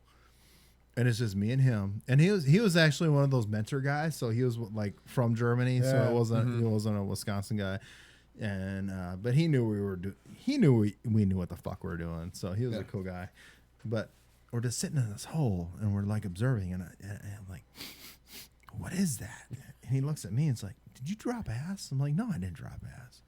He's like, "Oh, I like how you just whispered shit." that. I know. I think they caught it on. I think, yeah, you I think caught they it, did. Yeah, I think they caught it. But anyways, he's like, "Oh shit, dude." I'm like, "Why? What's up?" We're like, we're in a warthog den. Yeah. You know, like we fell in. We were like, it was beautiful for coverment and concealment. Yeah. But it smelled like pig shit. Because it was full. Because of it pig was shit. pig shit. It was full of pig shit. You needed a shit bot. We just sit by, yes. We need a shit bot. And for those who didn't listen to previous episodes, Listen to episode 270 of the Department of Defense, and You will learn Plugging about it shit hard. bots. Plugging it hard. that's what you call a bridging moment. Hey, now we can't make any money, right? right. No. You just Germany, made though- episode 270 a bunch of money. Hopefully. Right. Germany was by far the most fun. That was the freaking- funnest That was one of the training funnest exercise I've things, ever been the a part of. training environment that we ever did. I wouldn't even see training. I would say over the 3 deployments that I've done, I've been to Korea, I've been to a bunch of places. Fucking Germany was the bomb. That was the funnest time I've ever had. I went with, so Josh gave a shout out a little bit ago to a couple of our buddies, but Tibbs, the guy who I Yep. didn't know about. Dude, but Tibbs, but Fucking Jew. there's a couple of guys that were the most influential when it comes to leaders that I've ever had, and one of them was, obviously dickhead across the table from me, That's Corey. me. But the other one was Chris Hendrickson. Meathead. You guys all Meathead. Meathead is Yeah, just give a this shout out to big- Meathead, Gotta yeah. give a shout out to Meathead. Shit, Just- I'm sorry, Meathead. I learned more from that fucker of He was how to be a soldier, and B, how to not get demoted, because that fucker's been demoted and promoted more times than fucking anyone. He else. actually Hands down. pointed out to me because as a lieutenant colonel, he's like, "You know, I've been promoted more times than you." Yeah.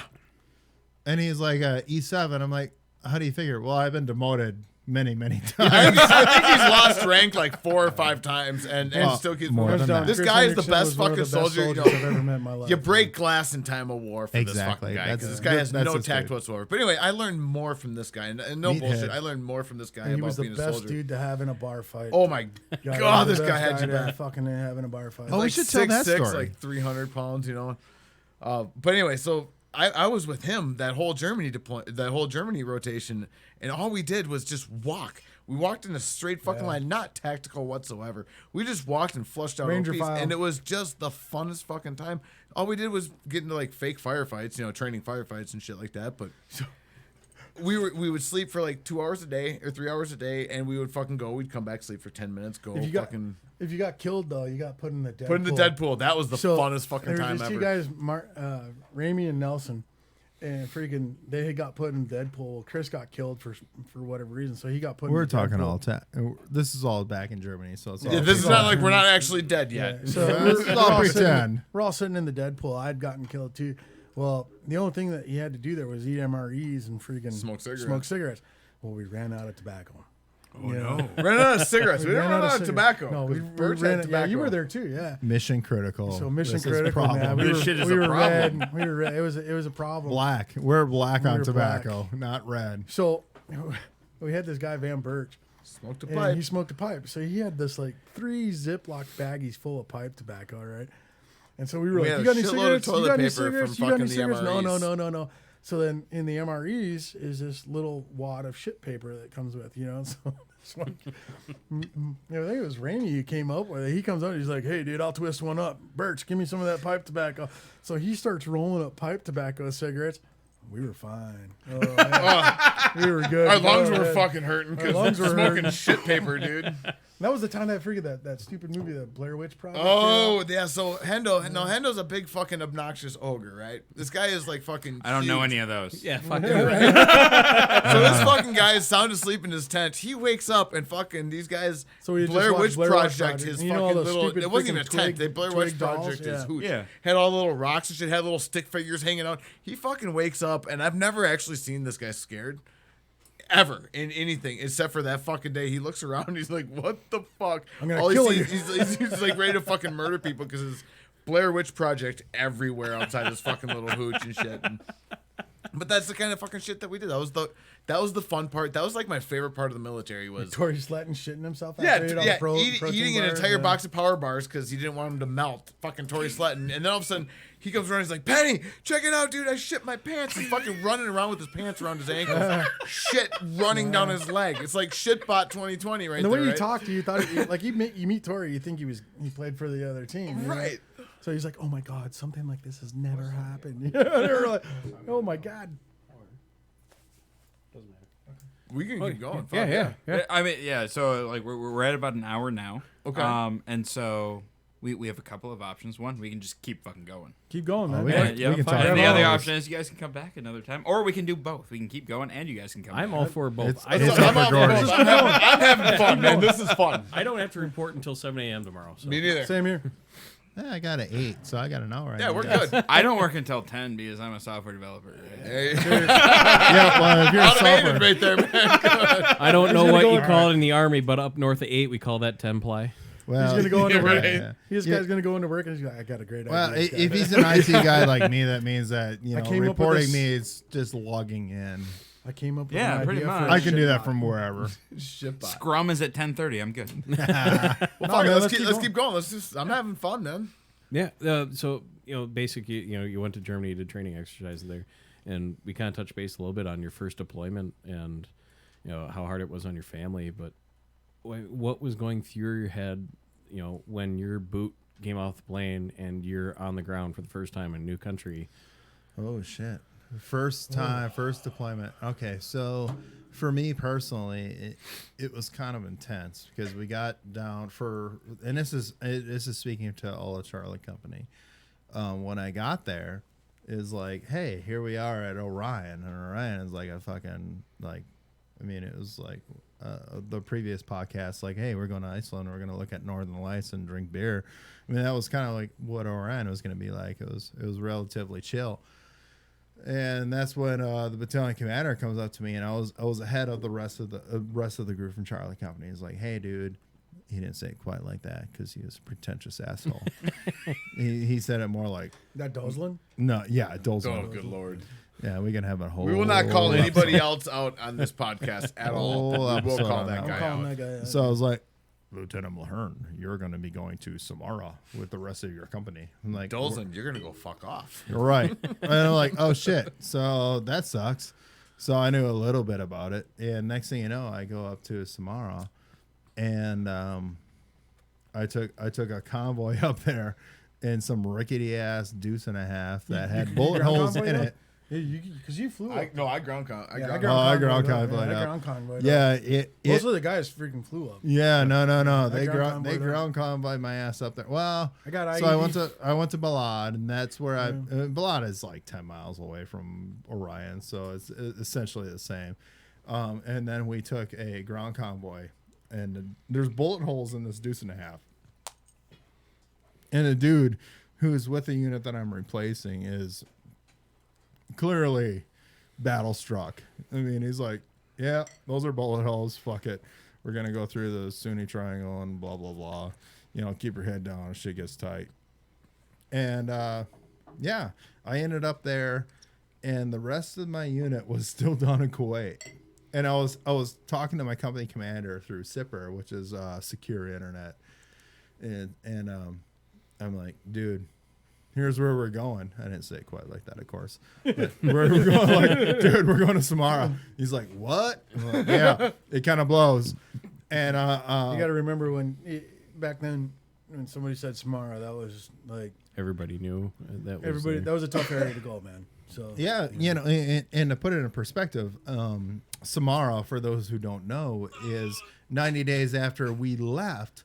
Samara was the mosque that got blown up that put all of Iraq into kind of this whole sectarian war. Yeah. The Al-Askari Mosque or the Golden Mosque. Yeah. fucking Saders guys and Yeah, Zakawi and all that shit. yeah, dude, it got fucking crazy. Haji. So I end up there, and I go back to my company commander. I'm like, all right, I'm here tomorrow, and they're like, hey, you want to go on a patrol with us tonight? I'm like, yeah, that's cool. Fuck it, let's do this. Let's see what this city's all about. And that very first night, I got shot at, and I was like, oh my god, shit's for real. Like, and the funny thing about that whole night is the people who shot at us were actually Iraqi army. So it was like a total friendly fire kind of thing. Those guys were dumb fucks, though, man. Oh yeah. Yeah, they were. Dumb. I mean, I could go on for Except for Delta. Delta was awesome. They were all right. Delta Except for the what? one guy who set We us had up. we had this dude. We call him Delta because he was the only fucking good IA guy we had, Iraqi army guy that we had. I don't know what the fuck rank he was. I think he was like a fucking sergeant or whatever. But that dude was badass. The rest of his guys could fuck off. They were terrible. Oh yeah. I didn't have any good experiences with them. Just Delta. He was the only one I remember. They set us up a couple of times. So, you know. But so when you, I guess, getting to the root of your question, like, what was it like the first time you arrived in theater? I mean, it was cool that first night, but I didn't even make it a night. And then they're like, you're out. You're going up here to this really, really hot place. And when I got there,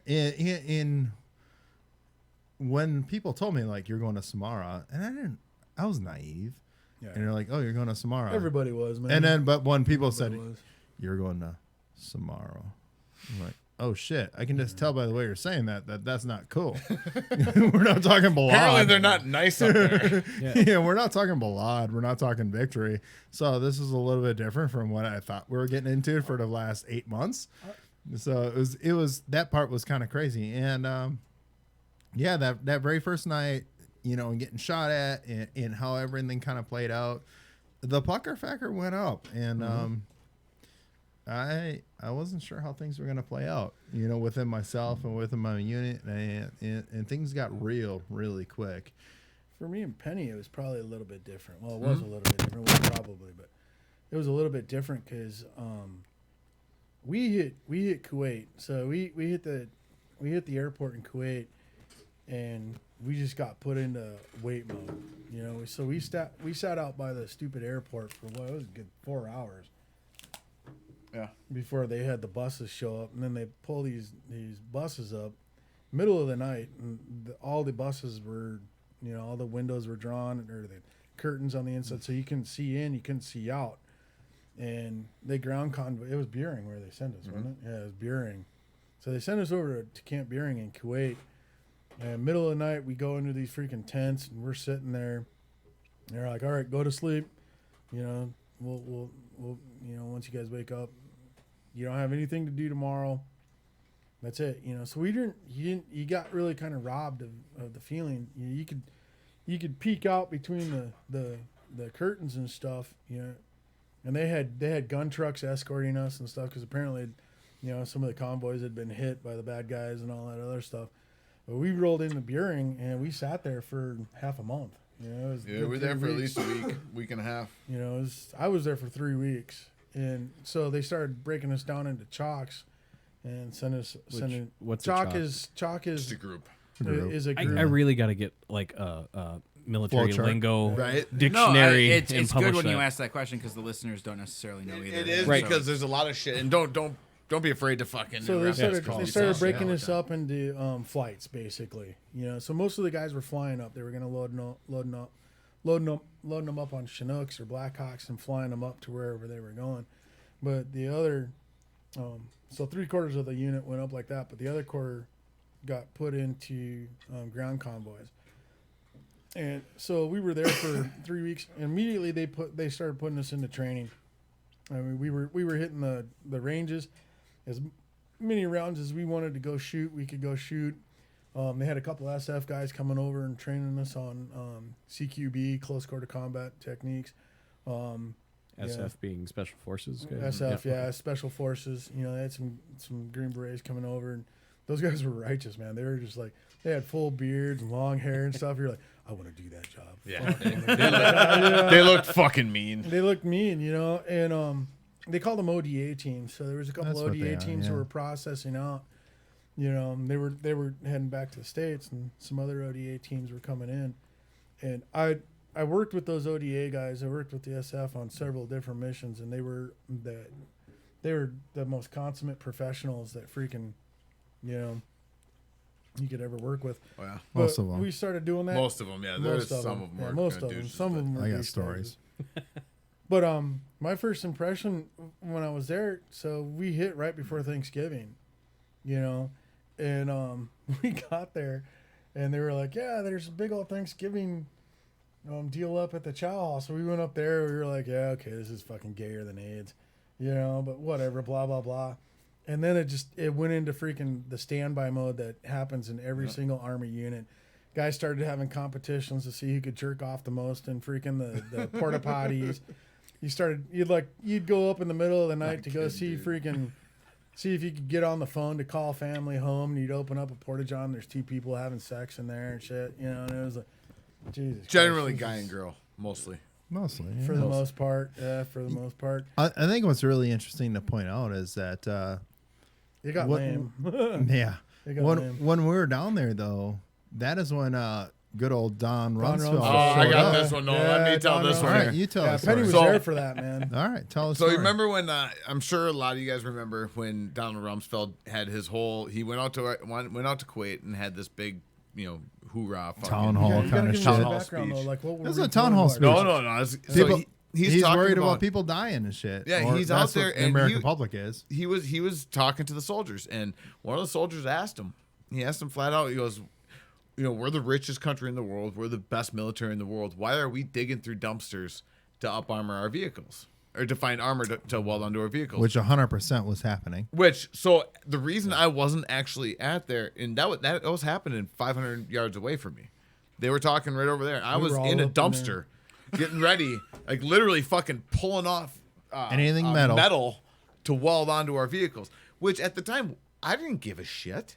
It is what it is. Yeah, Probably well, let's the take a dumbest- step back because you guys were planning on driving. We were driving from north. Kuwait from into Kuwait Iraq. all the way up to So, Cobra. you were literally pulling steel out of a dumpster and We welding were it to your pulling Humvee. we were pulling armored doors off of busted up vehicles and welding them on and putting them on our vehicles. We were Holy shit. We were begging. We were borrowing. We were stealing. You should have seen it. anything Looked that like we fucking could. Mad Max going north. Oh, Through totally. Those vehicles, dude. It was Totally. awesome. We it ruined was those unfucking vehicles. real. We ruined them because those vehicles weren't rated for the weight that we were at. Oh no, But we put way. and We we were were putting stupid. metal on fucking places that We were- shouldn't have this stuff. You we know. were and- we were welding on 1/4-inch plate steel. Yeah. Okay, onto the sides of doors that if God forbid an IED did happen, all we were doing was creating shrapnel. yeah, we did. At the time, we thought It we was were the doing dumbest, good. It was the dumbest thing that Putting we could sand- have Well, Eggs you and put a all. bunch of 18-year-olds Right. and like It's more than 18-year-olds, but I think in fairness, you know, The up armor IED hadn't hit. threat The was up armor hadn't made it yeah, in the yeah, country. totally. The IED threat was pretty new. Yeah. So it was like, how are you going to react to this new threat? And so we're yeah, putting it was we're putting sandbags in the bottom of the vehicles, like by the floorboards and shit, and then trying to, you know, weld on whatever fuck we can to prevent, you know, anything It was from the sketchy as side. fuck, dude. Oh, It was yeah, great. man. It was, Dude, well, those when you- vehicles look badass though. Yeah, yeah. They look fucking cool as when shit. you say Mad Max, it was total Mad Max. Oh, I yeah. got to say something though. I don't really consider that a failure. No, because not at all. What I considered it was, I don't know if there's any other army out there in the world that could have taken that and redesigned on the fly what we did at that point in time. I think it's one of the most The I think it's ingenuity one of that the we greatest showed. ingenuity, but engineering marvels that we did, because it was all straight up farmer engineering, man. Oh yeah. You know, like it was Farmer Hoggett shit. You It was know, making shit up as it we was- went. It And was then- making Fucking stuff care. up, and there was guys out there who were like, no, we can't do stuff like this. You got to do it like this. You know, plate the underside, blah blah blah. And you then know? well, you hear look what at- works and what doesn't, and Right, you're correct. modifying it on Correct. the fly. And the American Army, I think, is the only ones out there that could have freaking had had the capability, 100%. just based on the intelligence level of what we had with us, especially the Guard, because the Guard is different from regular Army. We should Okay? get into that a little bit. Yeah. We should. The Guard has such it has such like the regular army. The regular army guys like to give a little bit of shit to the freaking. They call us nasty girls or nasty guard and all that other stuff. But when it comes to cohesiveness of a unit and just the plain intelligence level, and you have engineers, you have plumbers, you have electricians, you have welders, you have freaking We had the best nurses, barracks you of know. anybody for because sure. we fucking would build shit. Yeah, you had carpenters. I mean, Yep. you had everybody there, you know, and Yeah. it was, and we were all like, we knew everybody. For one, we all came from the same damn area. Yeah. You know, we knew everybody's families. Everybody knew who I was. Everybody knew who freaking Mulhern was. Everybody knew who Penny was. We knew everybody's background and everything. We were very homogenous. It was just this very tight unit, you know. And I don't know if any other army out there could have done that and pulled that stuff off that we had done at that point in time. I consider it a success.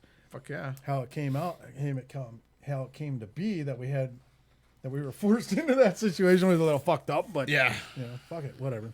I just find it interesting being on my side of it. You know, all we saw when Rumsfeld went over there was him shaking hands and smiles, and the cameras are all, you know, the flash bulbs going off and everything. I'm not gonna lie, I'm so young, I didn't even fucking care. Like it was one of those things, Yeah. like, oh, there's a guy on the TV talking. Yeah, I Like, figure, it's a absolutely. politician Yeah. doing what politicians do, but then to Yeah. hear it from your Yeah. side, oh, here's what was actually going on. He pissed a lot of people off because the way he said he the way he said it and the way he presented it, it rubbed a lot of people wrong, man. You know, it was like, dude, you're supposed to have our back, man. You're the Yeah, Secretary of Defense. You're supposed to be like, this gear is coming. The up armor stuff was coming. It was coming. Yep. You know what It we were, was. you know, while we were at Fob Cobra, we got all the new gear and stuff, and we got new up armor and stuff. It was a matter of weeks by the time it came in, you know. But should we It's- have waited a little yeah. bit before we ground convoyed up instead of freaking doing the hillbilly know. armor, up armor? You know, yeah. Well, I don't know, but it's the total politics thing, right? politics, yeah. Because it's like, you know, if you're a leftist and it's the right regime, you're gonna go with, They well, suck. yeah. Mm, They're vice not versa. giving our soldiers what they need. Well, in the context of the scenario, I mean, I don't know if we would have done much better in World War II. In World War II is the epitome of That's what everybody looks up to. yeah, of the gold standard of providing our soldiers what The they greatest need. generation. Yeah. Yeah. Greatest And I generation. so kind of to forward a little bit, you know, I remember I'm a huge history buff, and that was kind of my forte in growing up. And you'd see people coming back from World War II, and they're presented as heroes. You know, people kissing in Times Square, New York, and then Nowadays, that's considered sexist, by the way. right, yeah. Now you Wasn't that then you torn fast down? forward to the Vietnam era, you know, the 1960s, where there's a lot of protesting, and there wasn't that recognition. When you guys came home, I mean, what kind of what kind of I got reception this did one. you receive, I got this one. At least public or family? I'll start with this. You're 100% correct in everything that you just said. And I will say that my reception back into the United States would not be what it was if it wasn't for the Vietnam vets. Correct. And the Vietnam vets out there, if there's any listening today on this Welcome home, podcast, bro. Welcome home. thank you for everything that you've done. Welcome home. Thank you for your service, and thank you for making sure that all the veterans behind you didn't experience what you did. They took a heat round for us. Oh, yeah. They And took a heat round. I like, again, being civilian my entire life, I think it was just they got the shit end of a stick because of the politics going on during their time. 100%. Yeah. 100%. They did 100% without a doubt. The thing about it is, you know, like they never. You always say a lot of those guys were drafted. You know, a lot of those guys, which that's not the way we currently do it. It's a volunteer army. You have to volunteer, which I think that's the better way to go instead of drafting people. But I'm not gonna go down. That's you could probably do 3 shows on that, but, Right. you know. I think that the Vietnam vets took something that was an undercurrent in our society at that time, and people. I don't really blame the culture that was that because people were very opposed to the Vietnam War and There's a everything. lot going on. There was a lot going on, you know, and I can respect that. And you know, one of the things like everybody's like, oh, you know, this is America. If you don't like it, get it out. Well, at the same time, man, you know, it's your right as a citizen of this country to protest and stuff. And I poured you a glass right there, bud. Thank you. My uncle was in Vietnam, you know, and it messed him up. It killed him. You know, he passed away 2 years ago, and he got exposed to Agent Orange and shit. You know, and that's what killed him. You know, and he did. He got treated like shit. You know, called baby killer and all that other stuff that happened and stuff. You know, and was it right? No, definitely, without a doubt, it's not. But those guys took a freaking because when we came back, it was complete, and I think almost to the point where it was unhealthy. It was almost too hero much. worship. It was too too much. It was. You know, because I remember when we came back on leave, I was sitting there with a couple guys, and I was in Dallas. Dallas Yeah. Air Force or I was Dallas. I was in The Fort airport in Worth, Dallas. at the airport in Dallas, Oh, not Dulles. Dallas in Washington. You're No, I was talking in Dallas. Dallas, Texas. Texas. Yeah, that was one of the main points we went Yeah, into. so you'd fly into Dallas, Texas, you know, and Did you get We were the Did you get the Fireport? Yep. Yeah, Oh, yeah, yeah. we got that. Oh, yeah. Yeah, you got And the air guy- shower over the airplane. A guy came up to us and he threw $100 bill on the table and he's like, "Fellas, get drunk." You know, I can respect that. You know, what I cannot respect is the freaking veteran who comes back expecting that. Yeah. You know, Right. I hate it. I hate it with that. I'd never ask for anything and stuff like that. But you get guys who are like, simply because you're a vet, you might not even have been deployed. And next thing you know, Veterans Day shows up and you're going to Green Mill or Applebee's or where the fuck you want to go, and you're freaking, oh, I'm a vet, I get a free meal.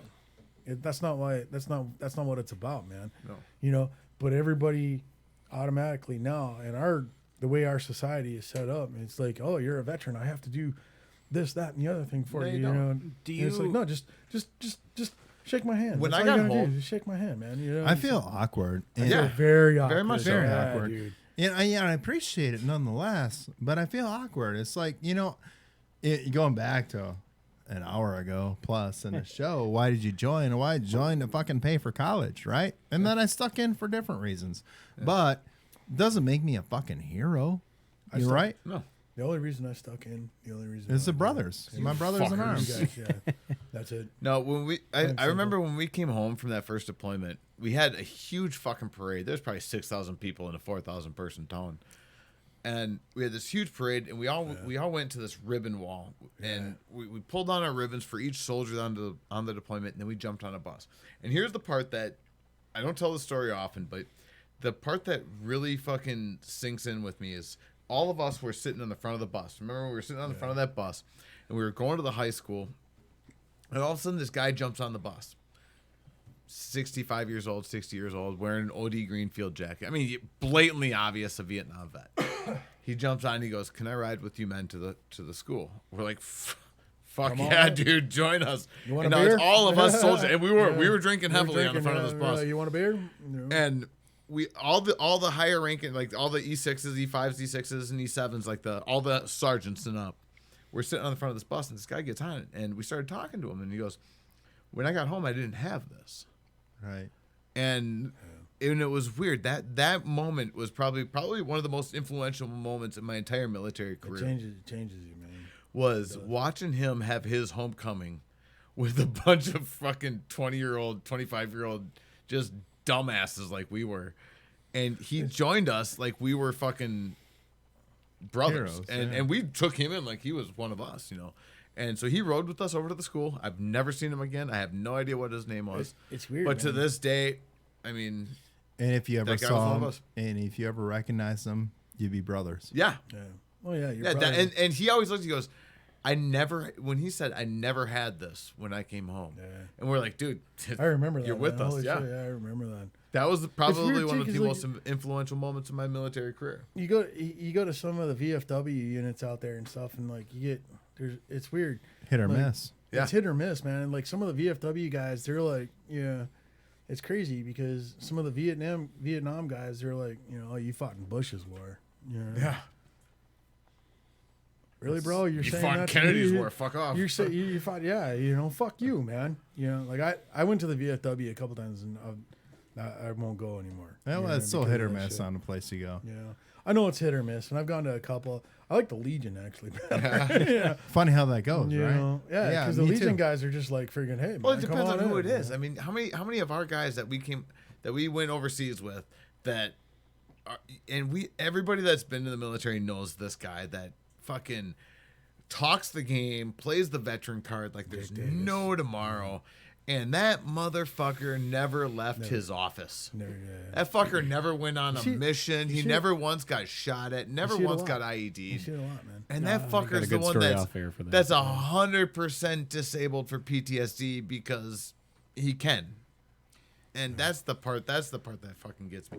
How the hell did we get on this tangent, by the way? Yeah. That's my fault. We got off into the weeds. All right, let's go back. Hey, we got more questions. We got Yeah. a couple more questions. No, yeah.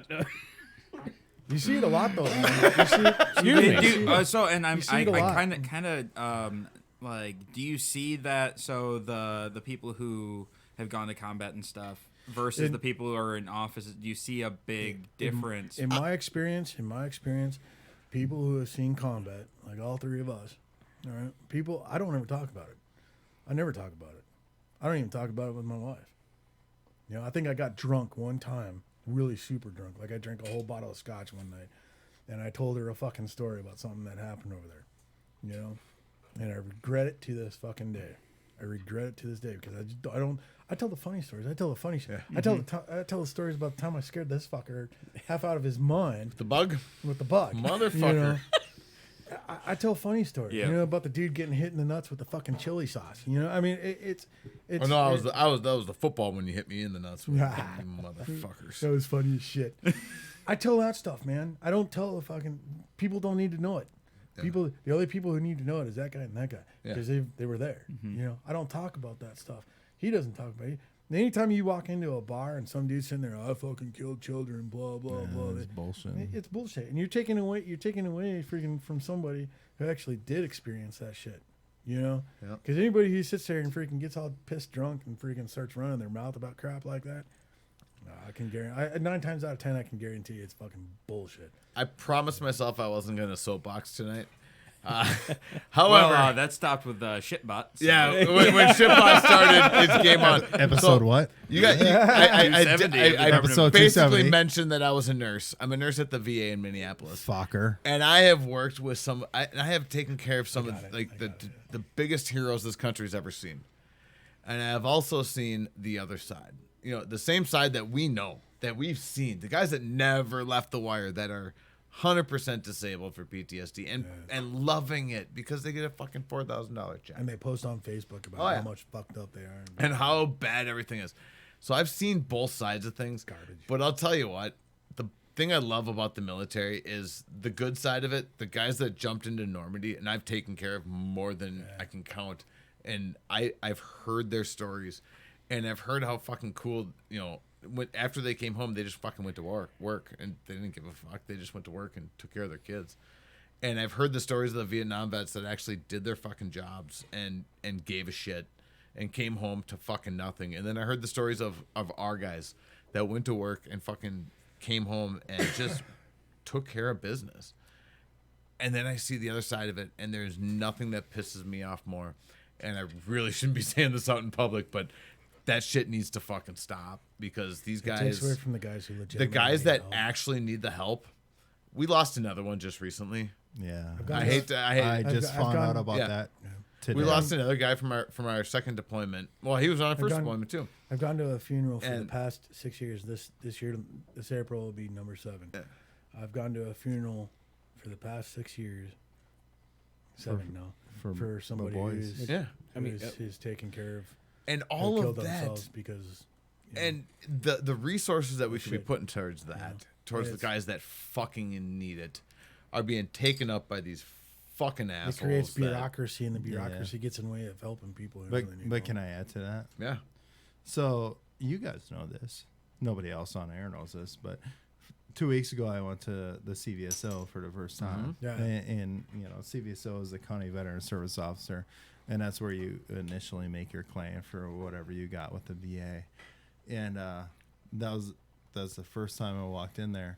And the only reason it's taken, 2004, what is it now? 2019. Holy shit, 15 years. You know why I haven't gone in there? Pride. Yep. Yeah. And sometimes you just need to make that decision just to go in and take care of shit. And I'll say that there's a lot of people out there who need to go see people Yes. like Penny in the VA who haven't. You know, and disregard all, you know, what you just said to a point, like Right, all, no, all the bullshit absolutely. people. But there are a lot of people out there with pride who haven't gone in yet, who need to go in. So I implore you, please, you know, go out there. If anybody out there is listening to this, you need help. Man. Are there? Oh my yeah. God, Is there? shit. Do you guys know of any resources that people can reach out to? Call yes. your CVSO, man. Call your county. We'll let Penny take this Yeah, one because this is his area This of is my area. expertise. This is what I do. You know, if you're in a position where you truly need the help, and you do need the help, and even if you just think you do, there is so many resources out there. Number one is the Military One Source. If you're still in, call the fucking Military One Source. Just Google Military One Source. They will get you to where you need to go. Otherwise, you call your CVS. If you're just like in Corey's situation, you're You home. want to start the process. You want to just get yourself enrolled into the VA. Call your CVSO. That's the way to go. There's all these other, you know, the DAV, the VFW. All these people will help you. CVSO is the best, in my opinion, and where I've been. That's the best way to go, because that's where I got into the system. I work at the VA and I get my care at the VA, and I have the option of getting care anywhere. I'll be honest with you, 100% I will go to the VA every single time, because I know the difference between the bullshit that we have to go through at the VA as compared to the bullshit that we have to go through at Regions or wherever the fuck you're going. I would pick the VA 100 times out of 100. And it's not because I work there, it's because I know that you actually get care that you need. The biggest key It's is hard to get in. call somebody. Call You somebody. need to fucking just 100%. get Call in. somebody, you know, and freaking tell them I got Yep. a problem. And if they say, well, we don't think you really, you know, like with Blake and everything, you know, it's like, no, I have a problem. I need help. I'm pissed. I need help. Yeah. I'm pissed. He didn't I'm call going me. to hurt myself, or I'm going to hurt somebody. It doesn't matter. Call me. Fuck. I don't give a shit. If Right. I don't even know you. Give me a call, man. Now, if I don't know how to get you help, I will find somebody who can. We will find a way to Yeah. get you help. Yeah, and to put this into perspective, Gordon and everyone else is we just lost we just found out that we lost another member of our team to suicide, which is a very very serious thing in what we do. What I've seen historically is a lot of the suicides that I've seen is from people who haven't been deployed, but I've seen a lot of people who have been deployed too, and it's fucking tragic. That's the only way to describe it. It's tragic. I've dropped everything It's an emergency. on my plate to go help someone in need more than once, and so have these two, so have Josh, so has Penny, and if anyone out here, if you're in need, you know, call your dude, call the person you're closest to. Yep. Your battle buddy will always be there for you, and that's the thing I love about this brotherhood that we got, is that they will always be there for you. I think it's so tragic that someone takes their own life, because there are so many people that care for you, who has been through that situation with you, who loves you And deeply, the thing is, unconditionally. the thing is like, you know, I want to make a documentary. I want to make it. I'm dead serious, man. I was just thinking about this. I want to make a documentary, and I want to go interview. I don't want to interview other soldiers. I don't want to interview all that other crap. I want to go interview the families of the soldiers who have taken their own lives, or whomever, you know, because I followed up, you know, Pat Mullally, Logan Knefelkamp, Dennis Senti. I can keep going, man. I can freaking list off name after name after name of men that I've known who have taken their own lives because they were in a, you know, it's the permanent solution to a temporary problem. Yeah, dude, You it's know? it's about a 10 to 1. It's about a 10 to 1. Yeah. Like one dude that I lost in war, 10 I lost to suicide. Correct. I mean, that's no We got joke. really deep here all of a sudden. Well, man. honestly, like, well, and I kind of want, like, this seems like it's a very serious problem, and it's something that I think the is. thing is, it's so personal to us, you know, because we know these guys, you know. Well, and I like, you guys were in for 20 plus years each. Yeah. Have you seen a change in how the Army treats mental health versus when you entered versus now? Or do you see that evolving at all? No. No. Is Not it at still all. very stigmatized? And I still look at it now. I look back, 10 years ago when I was kind of going through a lot of my own shit, that it was definitely looked down upon. I mean, if you went in to saw somebody, it was you were weak. you were admitting defeat. Yeah. You were admitting a Yeah, you were. weakness. You were. And instead and I of just think it's admitting still that you need some help and you the need to biggest talk to thing was somebody. is there's something wrong with you. Yeah. And especially in the infantry, okay? If there's Where it's a lot of bravado and a Oh, lot yeah. of. Yeah. it is a very I need to depend on this guy right here. If there's something wrong with you, you can't hack it, you're weak. Okay. Get the fuck out. That's it. That's the mentality. You know, To a And point. To a point. Yeah, to a point. Man, You're because right. you guys knew that I was fucked up when I came to you as company commander. because Dude, that was like the best but time. that's- That was one of the best times in my career. But Was the thing that is, whole the thing is, that like, whole year after you before- got home. I'm talking about like like the mentality when you're on Right. the line, man. I mean, it's freaking, Right. you know, anybody who cannot fucking cut it, cannot hack it, cannot freaking carry their weight, cannot road march, cannot pass their PT test, they do their push-ups wrong. Yeah. You know, when they're doing their PT test, Bare minimum. we tear them apart, man. Yeah. We tear them apart. I, you I, know? I think here's where the difference is that between the three of us, and everyone that I've served with and that you've served with too, you could go up to any of them and say, dude, I got fucking issues. I'm messed up. I need to seek some help. And they'll all be there for you. Yep. And I think that's where kind of the disconnect happens. Where the problem lies is when someone tries to take it alone and they're like, Yeah. okay, Yeah, so correct. I need help, but I don't want to go to the VA because then maybe it's going to get back to the Army or, whatever. And and this is so relatable for me because in the sense that I just retired last May. And like I said earlier, I just went to the VA for the first time when I should have went fucking 15 years 15 ago. years ago, yeah. And I should have. And why didn't I? Because there was a lot of personal pride. I didn't want to put anything at risk. I don't want to put anything in jeopardy, blah, blah, blah. But at the same time, my brother's here, like Kevin and Josh. I'm Kevin, he's Josh. Kevin and Josh. Or I Penny. never call you Kevin. Penny I never and Josh. call you Kevin. I don't think I've never I called literally you just Kevin. heard These your name guys. is Kevin. Penny is Kevin, for those who don't know. So Penny and Josh, I mean, they know the skeletons in my closet. They always have. They've known what's up. And But you know I've ours never as well, gone you know. forward with that to a formal level. No. And that is, I think, if anything out there, if anyone reaches, if I can touch anyone out there for that very point, is like, hey, if you're struggling with anything, number one, call your bro. Yeah. Call whoever Above it is. everything else, call somebody. Call your brother. Call your friends. Because it is a brotherhood that is beyond anything in this world. Which is why you guys should get motorcycles. But step number 2 is then follow it up and then you can go to the VA and get the counseling that you need or get whatever you need. So, I mean, for real. Yeah, I knew there's a veteran suicide problem. I didn't realize just how bad it was until Steve, who was on episode 1, just posted this week or last week a statistic, and then because a friend of his just 22 a took his own day life. or whatever it is. Yeah, 22, 23. I personally believe it's more than that because they're taking that statistic off of numbers that are Officially fairly reported. Yeah, officially reported. I believe that number is greater than that. I believe it you too. know?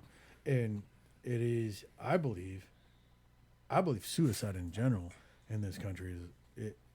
Yeah, we want to talk about all this other.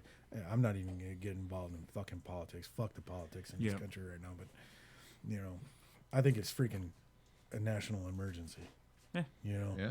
Because you guys, know somebody who's killed themselves. You know somebody who's. I know these two guys do. And what was it like in high school for us? I mean, let's take the old guard. Josh. I don't know anybody from the old times. I don't either. I don't know anybody from the old times. Maybe one. And I graduated in a high school of 250. I'm trying to think. My high school, I can't tell you, man. Right. I don't know. I had 170 in can't- my class, and I know 2 or 3. How many? 2 or 3. Out of how many? Oh, 170. And how old are you? 29. Okay. So From- it's growing. We're old. It's growing exponentially, man. I mean, Oh, it's- totally. Yeah, and that it's weird. It's very strange, because I mean, some of these people, it's like your girlfriend broke up with you. Your girlfriend broke up with you, and you went and took a 45 and fucking put it underneath your chin. Your Kid from girlfriend broke. Kid She from wasn't. Charlie Company. She's a fucking stripper, for God's sakes. Fucking strippers do that every goddamn day. A fucking stripper girlfriend broke up with you. For one, you have a stripper girlfriend. You can go get another one. Right? All you need is a fucking 8-ball. Let's That's go. a call a friend and get drunk Yeah. problem, That's not a call- a. yeah. Not to put a but gun no. in your fucking mouth. Yeah. And talk about the good times you had. Be like, oh, she was a good lay, but goddamn was she crazy. Hence the reason why I said prostitution should be automated. Yes. Shitbot falling right behind. Prostitution. she'll never say no. Not She'll tonight. ne- I'm too tired. Fucking Maybe go get a battery's site, too Go low. get a sex doll, for God's sakes. Review the hot, man. crazy Matrix. Jesus. Dude, Strippers it's are up insane, there. man. They're in the no-go It's range. insane. Well, it so is we're, insane. we're bumping up on 2 hours. I Yeah, feel like let's- we've brought her down a bit. Do you guys you I- guys want to share like a fun story? Yeah, I was gonna Yeah, I ask was you. gonna say, we need to we get kinda- funny shit. We got kind of touched tons base of on those. some of the pranks that you pulled on each other. I mean, and I've heard a lot of stories about the pranks. I mean, what did you guys do to each other when you were over there? So we were a little different than that fucker over there Oh, because fuck. when I said that fucker over there, it's Corey. That's me. He was over with Charlie Company in Bravo. We were so far away from everybody. We had nobody to tell us what to do. Basically, it was just our company commander, and he didn't give a fuck. He was worried about the mission. Yeah, Phil Carlson, looking at you. Yep, Phil. You're gonna see this. So You're gonna see this. Hope you're having fun on your they fucking would, boat in Tampa. yeah, they would send us like these care packages of just random food shit.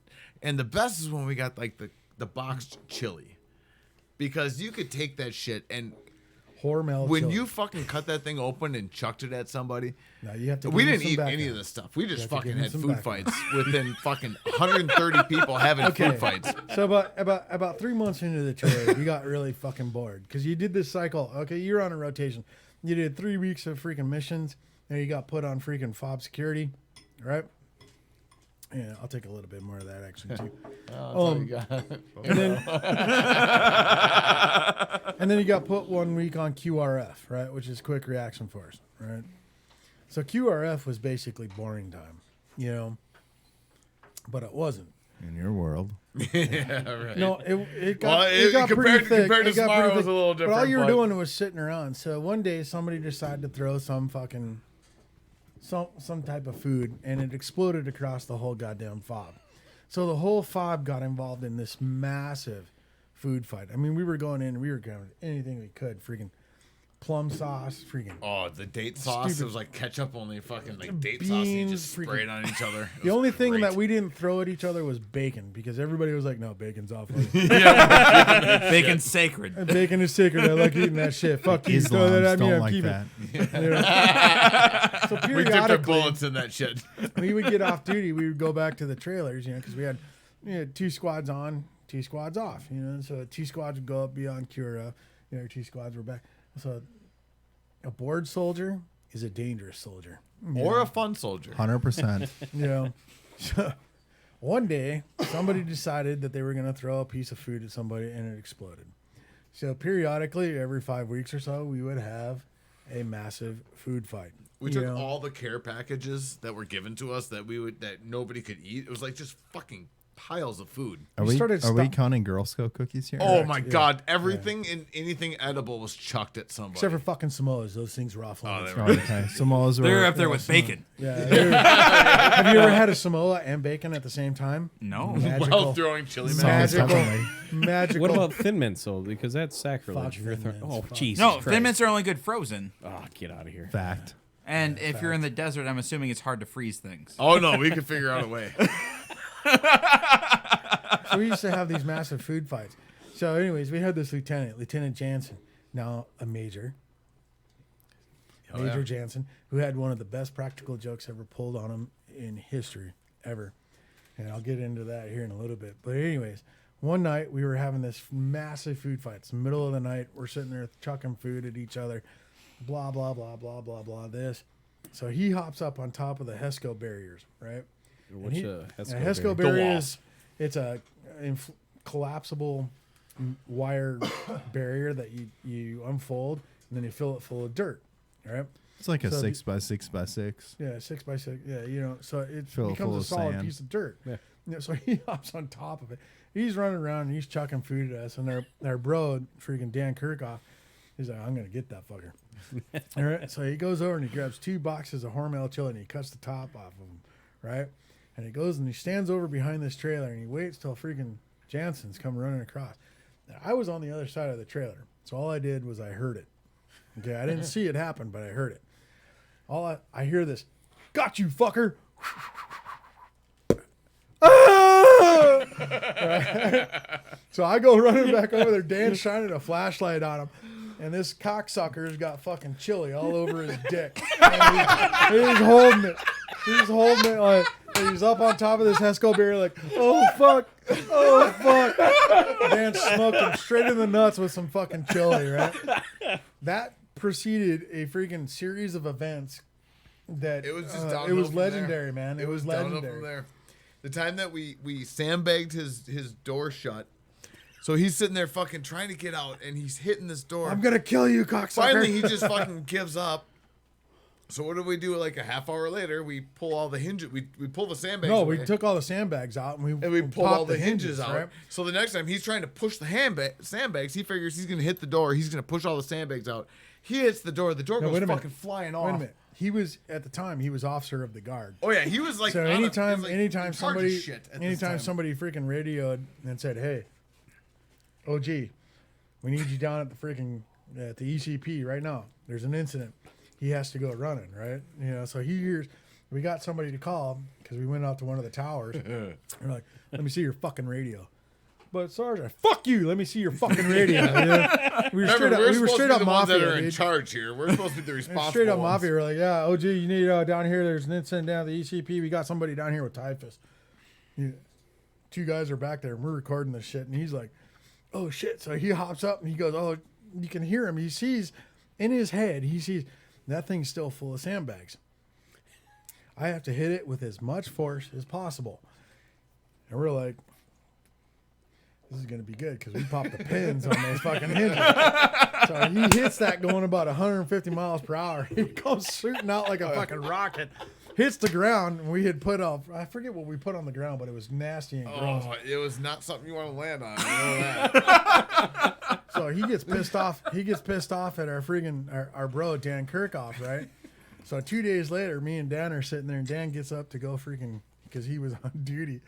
I'm sitting there, and I'm just chilling. I'm like, I don't have to go anywhere. La, la, la, la, la, la, la. Well, Dan gets up and ready to go. Well, Dan always kept his boots outside because he sweated a lot on his feet, you know? And so Dan goes out, grabs his boots, sets them down on the ground. He sits down in his chair. And Dan's he's a huge German, man. He's just this huge dude. He just grabs you with his freaking he German? claws. He's very A German. little German. Oh, fucking redheaded German?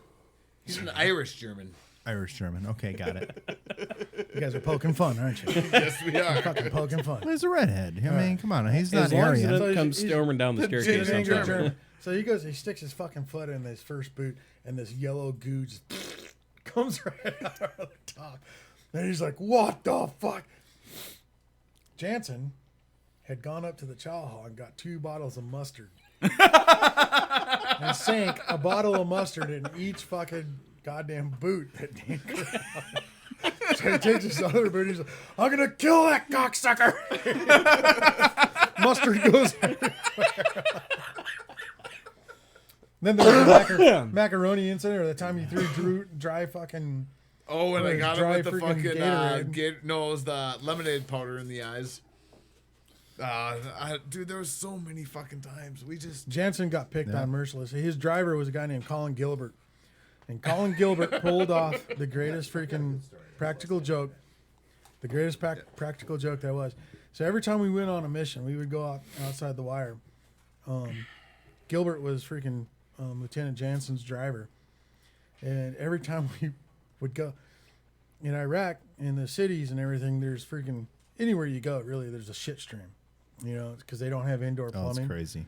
So they dig trenches, and then they have holes in their houses that they poop and shit in, you know, or poop and piss in, and it goes out in the middle of the freaking road, and that's how their waste gets carried away. Well, Jansen, or Gilbert, would always take his truck. So if here was the shit stream, Jansen would always get parked right next to that freaking shit stream. Every time he freaking stepped out of his truck, he would freaking step in it. every Single time. this The guy would pulled step it off in for a shit. whole year. When he went on leave, he went to Scott Dreyer, and he told Scott Dreyer, he's like, Scooter, listen. I have something going on that you need to be made aware of. So you're going to be the driver for Jansen. So what I've been doing, I'm gonna do it different this time. Or did he? No, drive no, there? no. He would stop He would every stop. fucking time. he would stop. Every fucking Scooter dropped him And off. Jansen every would single time. step out and he would go, Oh God! "Fuck." Why does this happen to me? Every Did he single- never learn to look He down? Never figured it out. So in 2010, For an we had entire our freaking, year. We had our reunion. We had it down at Fort McCoy. What was the name of that campground? I wasn't there, dude. I didn't make it. It was the one at McCoy though. That's the Fort McCoy. So we campground. finally told Jansen that was what was been going on. He was like, "You fuckers, you fuckers." We're like, "Suffer, bitch." Corey, you got one?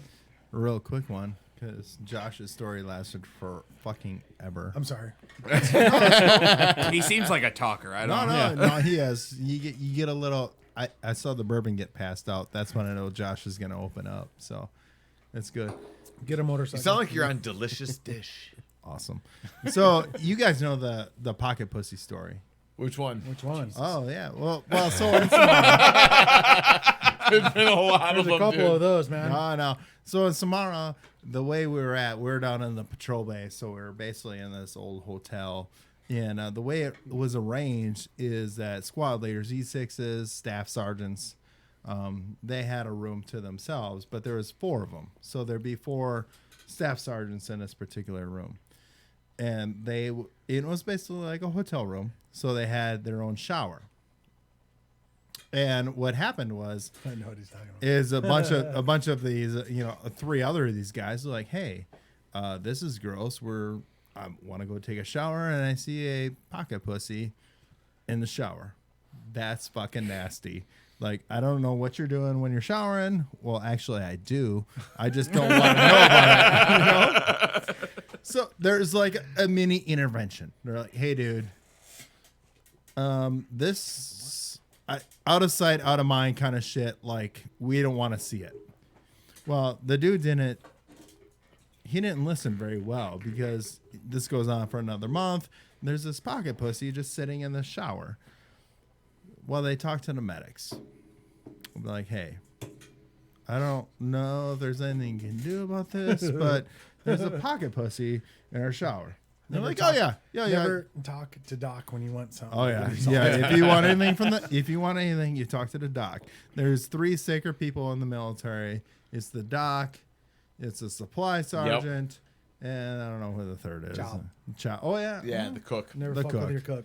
Never fuck with your cook. So the doc's like, yeah, I got some stuff. Matter of fact, I got some numbing agents. It's a gel. Oh, so Any strangely interested here. yeah. So the doc goes into said shower with thinking a said stranger. pocket pussy that has not been removed at request of the other people who are sharing this room, and he just, splurts his numbing gel all over this pocket pussy. And so, long story short, I can't really tell you how the story ends, but all I can say is that about a week later, the pocket pussy was gone. But the visual in my head is hilarious. Like, this guy is just like doing his thing, and all of a And sudden I it's can't like, feel anything. oh my My god, dick fell off. what's going on? I can't feel nothing. As a medical professional, that's not okay. Oh my god, do I talk to a medic about this? All I can do is just see some guy hammering away, going, Hammering not working. away. Why? Not working. Oh my god, and I can't even feel it. I can't feel anything. You have to tell me off air who the fuck it was, because you know who it was. I do know who it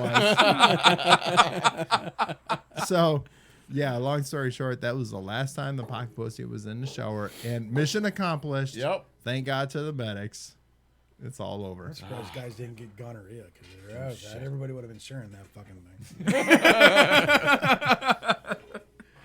Well, Gordon, you want to play us out? I got one last question. All right, go for You guys said earlier, a bored soldier is a really fun soldier or dangerous, and I know the You have no idea. USO tours have really kind of taken off. We didn't even get to that. I was first introduced to that, watching the old Bob Hope special, and you see a lot of bands. Classic, man. Yeah, you know, Bob Hope was the original. Yeah. And Five Finger Death Punch being the big one that really promotes that they're going over there. Did you guys ever get a chance to go to any of those concerts first? or entertainment? Yeah, I'll go first. You go first? Did it help or Oh my hinder God. what was going on? All right. So officially, Winter Warrior Project, don't worry about it. USO, if you are going to donate money, I would donate money to the USO. Not only is it because 100%. of, people who came over. So when I was over in 2009, 2010, I saw Kid Rock came over, and I was at Victory Base Complex. So it's kind of hard to say for those who are out there like doing in austere environments, because you hate anything that is fobbitish. Yeah. Or anything that is like, not Pogish. austere, pogish. Yeah, Pogue. But I was, I saw Kid Rock, I saw Carlos Mencia, and what's that other chick's name? Jesse James. Jesse James. Now married But- Jesse but- Decker now. But more importantly, when we were going in Kuwait, Yeah, Eric Decker's wife. I don't even know. yeah, Eric Decker's wife, yeah. But more importantly, that was, I think the USO was also the organization that did the send a bear home to your kids shit. Yep. Yep, that was the USO. So you I could did that. record a message on your bear, and it was like a stuffed bear. And actually, this is very, very, very touching for my family. My son, he loved it, and I recorded these messages and sent them home. And you can send some other shit home. But the USO is 100% legit. I love the USO. I would encourage anyone, if you're looking at a donation to give, whether you're looking at Wounded Warrior or whatever, USO for me personally is where I would go. That show, I was standing next to Corey during that show, during that Kid Rock, Carlos Mencia, Jesse James show. Jesse James, she's fucking hotter than the sun, whatever. Carlos Mencia came out and did the funniest. Now, I wasn't a big Carlos Mencia fan until that night. Yeah. He did the funniest set. I actually watched, I was telling you a little bit earlier, I watched, somebody had videotaped that exact set. He was standing on the left side of the stage. We were on the right side of the stage. He videotaped that entire set. It's like a half hour long. I sat with my 11-year-old daughter, way too young to hear Carlos Mencia shit. But I didn't give a shit because she's cool. So we sat down and we listened to that entire fucking set. And it was it brought me back to standing next to him and fucking, what was the other lieutenant that you were with? Hartman. Carl Hartman. My brother. Yeah, so we were sitting Hartman, I was standing with him and Hartman, and we were watching this guy, and 2 hours earlier, 4 hours earlier, whatever it was, I was fucking outside the wire, and now I'm standing there listening to fucking Carlos Mencia crack fucking jokes about every fucking thing under the sun. And then as soon as he gets done fucking Kid Rock, I'm not a Kid Rock fan, never have been. Comes out and plays a phenomenal set. He's shredded. Oh, he was fucking great. And the whole time, we're fucking sitting there. There's no overhead cover. We're just sitting there in the middle of fucking, BIAP, Baghdad Airport, and fucking waiting for somebody to fucking mortar us. But I'll throw took it us out away that from everything. I'll throw it out that Kid Rock's been to Iraq more than any other fucking American president. I'll say that. Yeah. The dude is, as much as you hate on Kid Rock, Yeah. and for his music or anything He was else, fucking. He's not Mostly his Nickelback. top He's- hat. What's that? Mostly his hat. Yeah, that was the most Dude, but he slayed So- in concert. After that show, though, so I shouldn't be saying this because I'm pretty sure my kids are going to listen to this show eventually someday. It's gone. They were doing pictures with everybody. So you had Jesse James, you had Carlos Mencia, and you had Kid Rock. Actually, I'm sorry, it was. What about the one with Bruce Campbell? Oh, I saw him too. I got to meet Bruce Campbell. That dude was fucking That's awesome. really cool. Dude, it was the best part of my deployment. But we had it was What about Kid the time I Rock, smuggled that Carlos Mencia, Scotch Jesse whiskey? James. So I go up and everybody's shaking their hands, saying, hey, great job. How do you like Iraq? Blah blah. There's only one thing I give a shit about Kid Rock for. One thing. So I go up and I shake his hand. I'm like, I got to ask you something. He goes, what is it, brother? I'm like, how was it fucking Pamela Anderson? And he looks at me and he goes, drops his head, shakes his head. Carlos Mencia is fucking cracking up, falls off his chair. I made Carlos Mencia fall off a chair. Jesse James looks at me like I'm the biggest fucking asshole in the country of a shitload of assholes. In Iraq. And Kid That's Rock saying just looks something. up at me and shakes his head. He goes, it didn't suck, brother. It didn't suck. I'm like, God bless you, son. Let's take a fucking picture. And we did, and I've never seen him since, and it was the greatest moment of my life. Well, I bet he's still telling that story I too. fucking hope so. I really hope he does. Yeah. But straight up, I mean, the USO Oh, is yeah. legit. Dude, they were fucking great, man. I got to see David Tell with who was Billy Ray Cyrus was with them. Yeah. It was David Tell, Billy Ray Cyrus, and Anna Kournikova. Who the fuck do you think we went to see? Anna fucking Kournikova. That's all the soldiers care about. Billy Ray Cyrus is playing this song, and he's like, Where's your dedicated- daughter? Oh yeah, no, that was chanted a lot, by the way, that night. Billy Ray Cyrus is playing the song, and God bless him, he was trying. He's like, "This is for all of you. I love you all," and he's And nobody playing gave it, a and he's shit. almost in tears. And then Anna Kournikova walks across behind the stage, and the whole crowd goes nuts, fucking just bowing down to her because she was hotter than she looks in fucking TV. And Billy keeps playing his song. He's thinking that fucking, hey, they're cheering for me, whatever. Don't and he tell gets- my heart. Yeah. My achy, And he breaky gets heart. done, and the fucking place is just silent because Anna wasn't out. But fucking The USO shows are awesome. God man, bless because him it though. just- I mean, he they came out threw and played for something- us. I mean, they- it was so they threw damn something- cool. You were working 12 days on, or 12 hours on, 12 hours off. You know, and you had anything, and especially if it was for a male-dominated culture.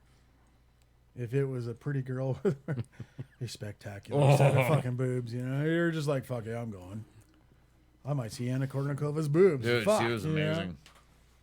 It was a chance to bring home, Yeah. you know, and yeah, man, the USO was. I never saw one that I didn't like. Yeah. You know? The smallest shows, the biggest shows didn't matter. But it was canned. It was canned. But it it was all freaking, about the other you know, shit it too, was- though. I mean, when you were anywhere in Kuwait, for example, they had a USO area Yeah. where you could call home Yeah. and everything else. It wasn't just the shows. Yeah, that it wasn't they just did. that, man. Has technology made that easier? I mean, World War II, they're writing letters Oh, home, and fuck. hopefully it Oh, makes God. My it there. first I mean, deployment, I used to watch my son. You would do, it was like instant messenger, but it was all typing. You know, it was all fucking whatever. Yahoo Messenger. Yeah. Everybody remembers And I Yahoo would watch Messenger. my son every frame, and he would be climbing up the stairs every. You know, you'd see him here, and then you'd see him here, and it was all frame by frame. And then by my second tour, I was Skyping my kids every single day. Every day I wasn't on a mission, and I was outside the wire 3-4 times a week. You know, it was pretty slow. There was And positives. I would fucking skip everything. I would skip meetings. I would skip fucking deployment or not deployment, but mission briefings. I would push them back just so I could Skype my kids at There's- 6 o'clock in the Yeah. morning. like, how much scheduling had to go into that? I mean, because obviously you I got said the time fuck it. difference. I but didn't then give a you're shit. 'Cause under I was schedule. one of the squad leaders. So in Iraq in 2009, squad leaders ran everything. He was like way higher up than me, but he didn't run shit. No offense, dude, but he didn't run shit when it No, came to no, the that's actual true. mission. When it came to the simple, you know, they would give us the mission, we would set everything up, we would go. I can't Perfect even example is game 163. Anybody that's a Twins fan out there knows game 163 in 2009 when Carlos Gomez had the hit, Alexis Casilla scored, game over. I was loading magazines, getting ready to go. My briefing started at 6 o'clock in the morning. I was supposed to like brief my patrol, and we were gonna go out. The game kept going. It was fucking extra innings. I was not fucking missing the goddamn Twins game. I'm loading magazines, whatever. Finally, they fucking score. I run out. My fucking assistant team leader briefed the mission. I jumped in the truck and we fucking win. It didn't matter. Like, I would make sure there were certain things that I would disrupt everything for. A, my kids, and then B, the Twins. It didn't matter. I would fucking I would disrupt everything that was going on just to make sure I could, you know, be a part of that. Those are the two things that I don't know, brought me like happiness, I guess, over there. You know, and I think what you're bringing up is that the USO in 2009, 2010 had a presence full time beyond the cool concerts that we went Yeah. to, that you could go and just chill out and watch the Twins. Yeah. In Or the Packer 2016, games, yeah. Fuck the same thing. Ah, just kidding, Yeah, brother. whatever. Who won the Super So Bowl that year? in 2016, when I was at Unit 3, same thing. USO had a presence there. USO, I cannot speak enough to what the they were USO is great. going. If you'd like to donate to the USO and you're listening, uso.org/donate. It's right on their website. Like, yep, pull that up. Yeah. So yeah, do You that. know, well, if you donate to the USO, I can guarantee that it's going to go to a good cause. Yeah. I will. It's Definitely. going to go to the guys that were us. And we still got 10, guys- 5 years Well, from and now. there's like still there's have so guys in many Afghanistan right now. organizations out there that prey on veteran donations. Wounded Warrior Project.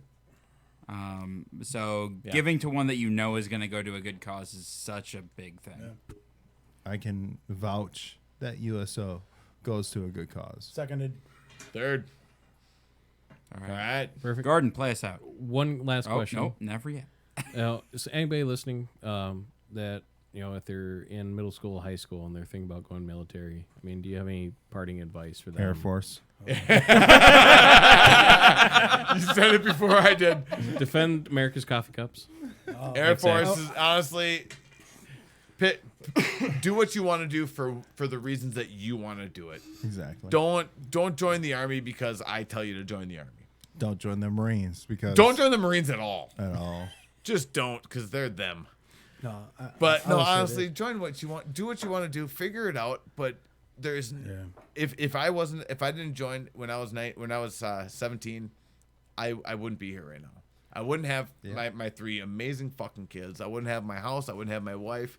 I wouldn't have anything. I'd be fucking probably in jail if not doing something stupid right now. I So will, I will tell this to any kid that's out there. and say it in listening. that voice. So sexy. Now he's self-conscious. I will say that. No, I'm trying to think about how to phrase this.